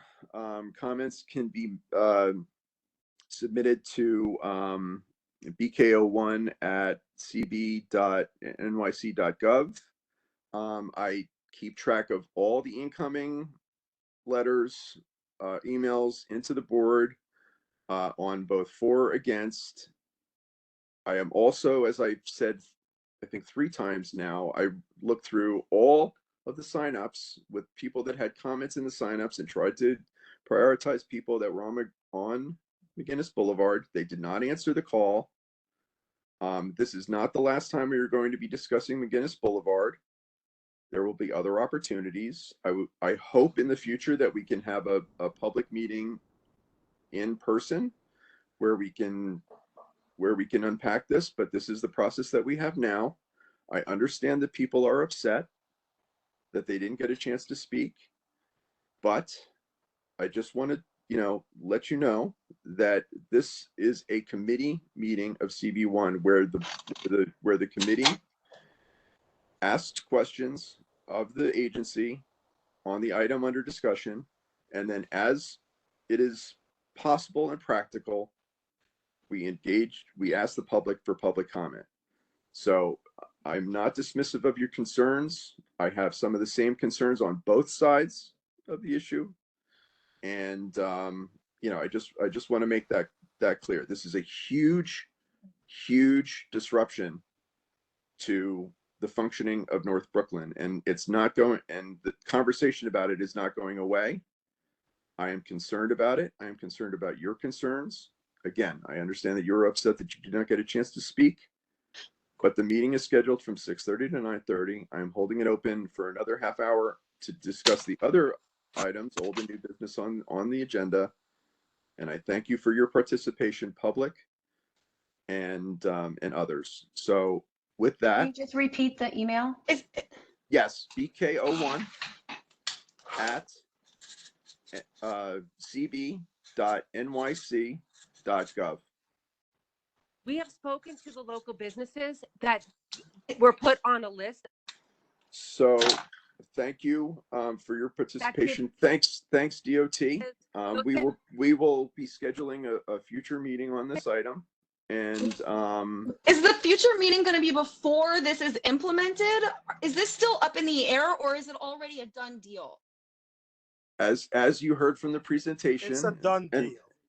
As you heard from the Those presentation, businesses there is a didn't agree. phase 1 of painting that will happen this summer and will continue into probably November, which is the usual painting season. We will revisit the progress of the program at that time, and then we will have further discussions on how things are being implemented and what's being seen on side streets, etc. As You called on Kathy Price, who was a trans alt representative. She doesn't live in the neighborhood. Okay, this item is closed. You Thank only you. called on Thank you, trans Zach. representatives. And he let her come back and speak after the fact. They don't want to hear from those living in the neighborhood. Thank you, Can Zach. we They don't want have democracy. They only want to hear Guys, from guys, guys, transportation guys. alternatives. They don't care about the community people. Is there a contact from the DOT that we can reach out to as the changes are implemented to discuss how they are affecting us, our businesses, and our community? Is there a direct contact or an email that we can reach out to someone as everything is being implemented so we have a clear form of communication? Can the DOT do that? Keith, can you explain how to contact you through the portal? Keith Bray, are you still on the call? Yeah, he cares so much he left. I'll cut in. Zach? And don't say 311. No, for this project, we had a map that people could comment on because we knew there'd be a lot of comments, and people can still comment on that map. Nothing. This is a done deal, folks. Remember that. And you could comment through Didn't take implementation or into whatever. consideration or comments. Wait, how do we comment on the map? Okay. The link here, maybe I should type it. I could show it on the screen. Sorry, let me do this. And can you also put the contact the borough commissioner in there as well, which can be accessed through the DOT website? Yeah. Thank you. See.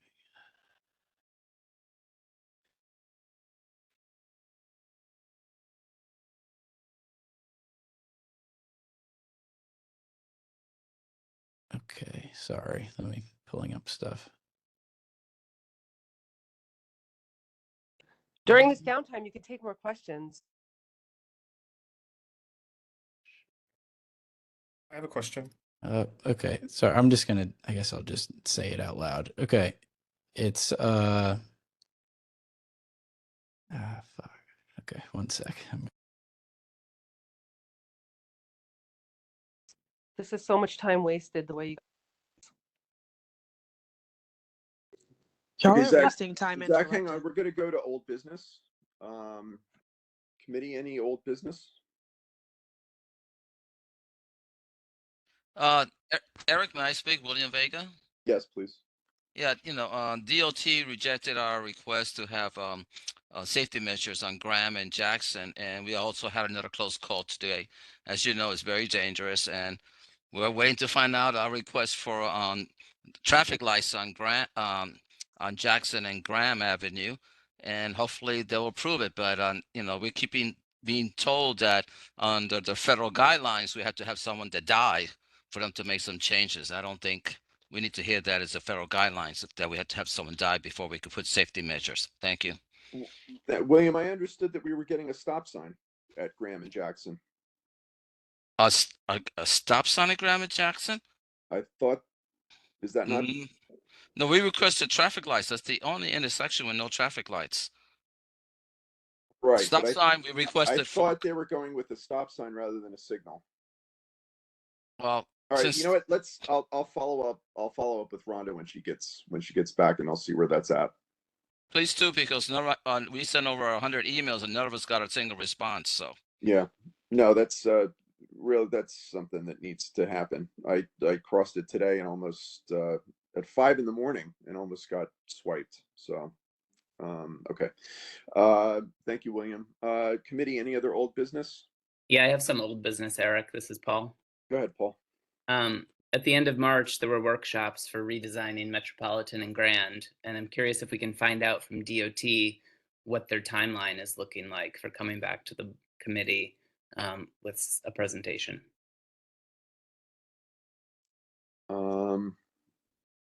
Is Zach still here? Does he have anybody from DOT still on the call? Did Zach? I'm still on the call. I want to address Mr. Vega's question. We don't wait for somebody to die to do a safety study, so that's false.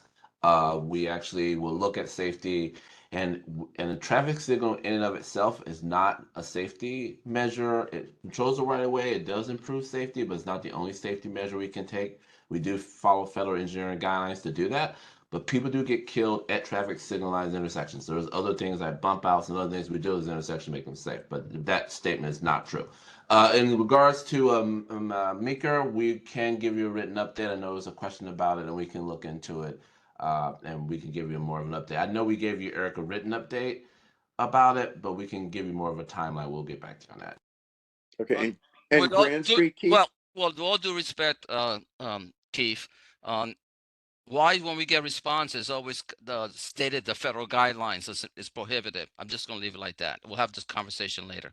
Thank you. Standard response of why you don't get a traffic signal. That's not safety. There's This safety is a measures you mockery can to make. That's everyone why that you signed don't get a up to traffic speak signal or always about stop the sign. And we do issue that follow this federal meeting was called guidelines for. from Federal Highway You Administration. still never gave the info how to Are you contact. going to speak or let me speak? Which one's going to be? Thank you. So it's in the manual uniform traffic control devices.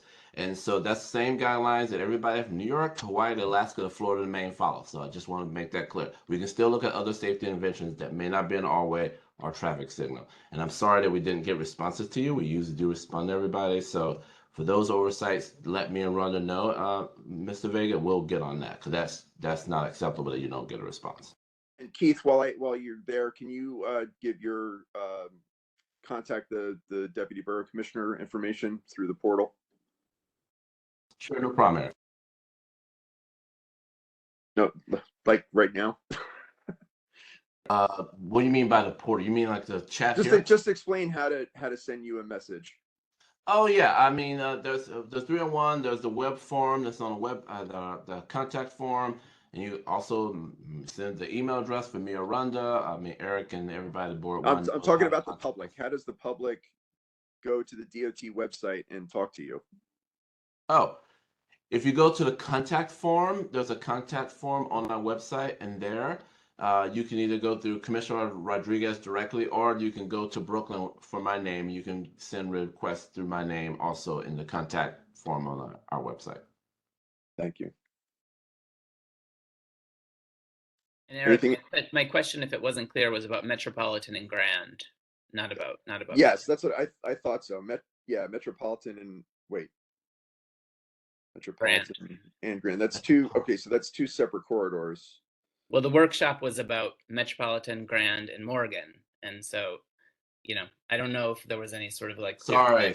Thank you, Paul. I apologize for that. Yes, that was a thing with Councilman Gutierrez. Correct. So this is just the beginning of the process of that study. So we're taking the feedback we got from what we thought was a very positive feedback session, and we're looking into that, and we're going to get back on next steps to that. Whatever happens, that's not going to be a 2023 project, so I want to make that very clear. Nothing's going to happen this year, but we are going to do some more outreach on that to tell you what we heard and maybe some preliminary ideas. Thank you. Thank you, Keith. Anything else, Paul? No, that's it. Thanks. Eric, I could show the links on the screen right now for the feedback. Oh, great. Yeah, throw that up, Zach. Okay. Thanks, Zach. So this is the link for the McGinnis feedback map up top, and then the other more just general DOT link that goes to Keith. Yeah. Great. If anybody wants to. And the capitalization is important, so that's make sure you do that part. Okay, great. And maybe we can get Maybe we can get Do It to throw that up on our website or something. Well, we'll think about that. Okay. So there's that. Okay. Thank you, Zach. Okay. You can go ahead and leave that up while we're continuing old business for anybody that needs to actually physically write that down. Okay. So Paul, you done? Yes, all set. Thank you, Eric. Okay, thank you. I can't see hands right now. So committee, any other old business?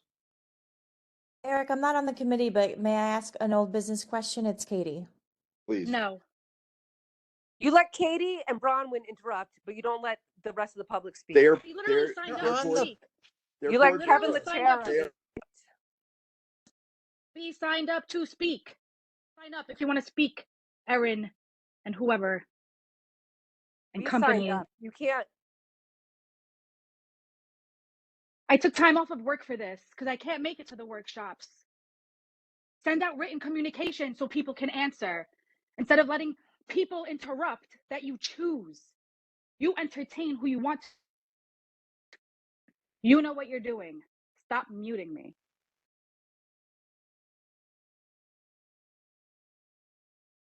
I thought Ryan got kicked off the board and then you let her speak.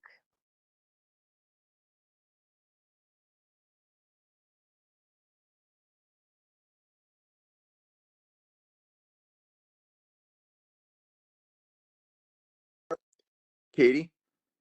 Oh, yes, thanks. So you might guess that the old business I might She bring intended up, to speak. but it's about the traffic regulations This is that we favoritism. have This is been. favoritism. This is favoritism. And this is crazy. Are you 4 years old? Seriously. He's a board member. I'm someone that took time off of work and signed up to speak and wasn't given the time to let her speak. So are many others. Stop being selfish. Okay, Katie? Thanks, Eric. So I'll be very brief. It was just the street regulations we've been asking around under the Cambridge Park, which is a 7-acre public space in an industrial area. We've been requesting street regulations for the last several years. It's now May. We're anticipating thousands of people to come this year. We would really love for someone from DOT. I see the borough commissioner on this call to come and help us make those streets safer so that when you cross McGinnis in its new safe place on your feet to get over to under the Cambridge Park or McGolrick from the East River, you're able to be safe on both sides of the boulevard. Thank you. Okay. Access to under Cambridge. Yes. Okay. Board or border committee, any other old business? We need to wrap this up. Eric, can I say something briefly? It's about yeah. New business? Wait. Any other old business? No. Okay. New business committee first. Any new business committee? Committee, any new business? Sante, please go ahead. Mostly, Eric, a response to, I heard some people as concerned, is angry, but maybe they don't understand the process. Of course, I concern myself about the implementation.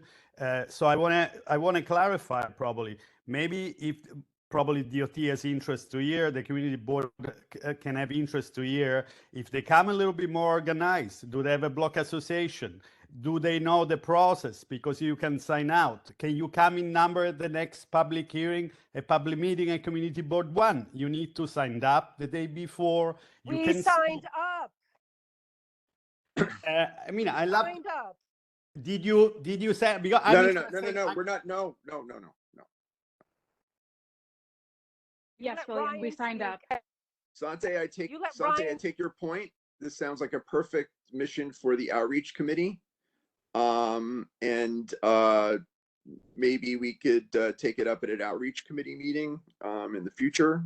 But yes, there is a process. It is a speaker request form, and this is a committee meeting. This is the last time I say it. Why'd Committee you let meeting. Kathy Park Price speak then? I had a list of people. I called a million. We're not having this conversation anymore. Okay. So thank you, Sante. Any other new Kathy business? doesn't even live in the neighborhood. Any other new business?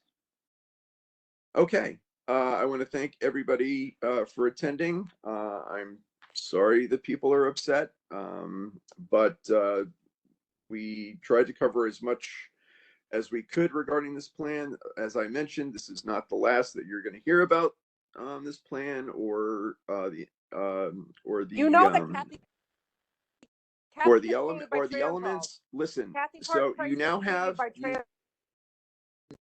you now have access to the information for DOT. I also suggest that you reach out to your elected officials because they are the ones that have the power. Who do we reach out to when they block you? Is it not? Is it you? No one.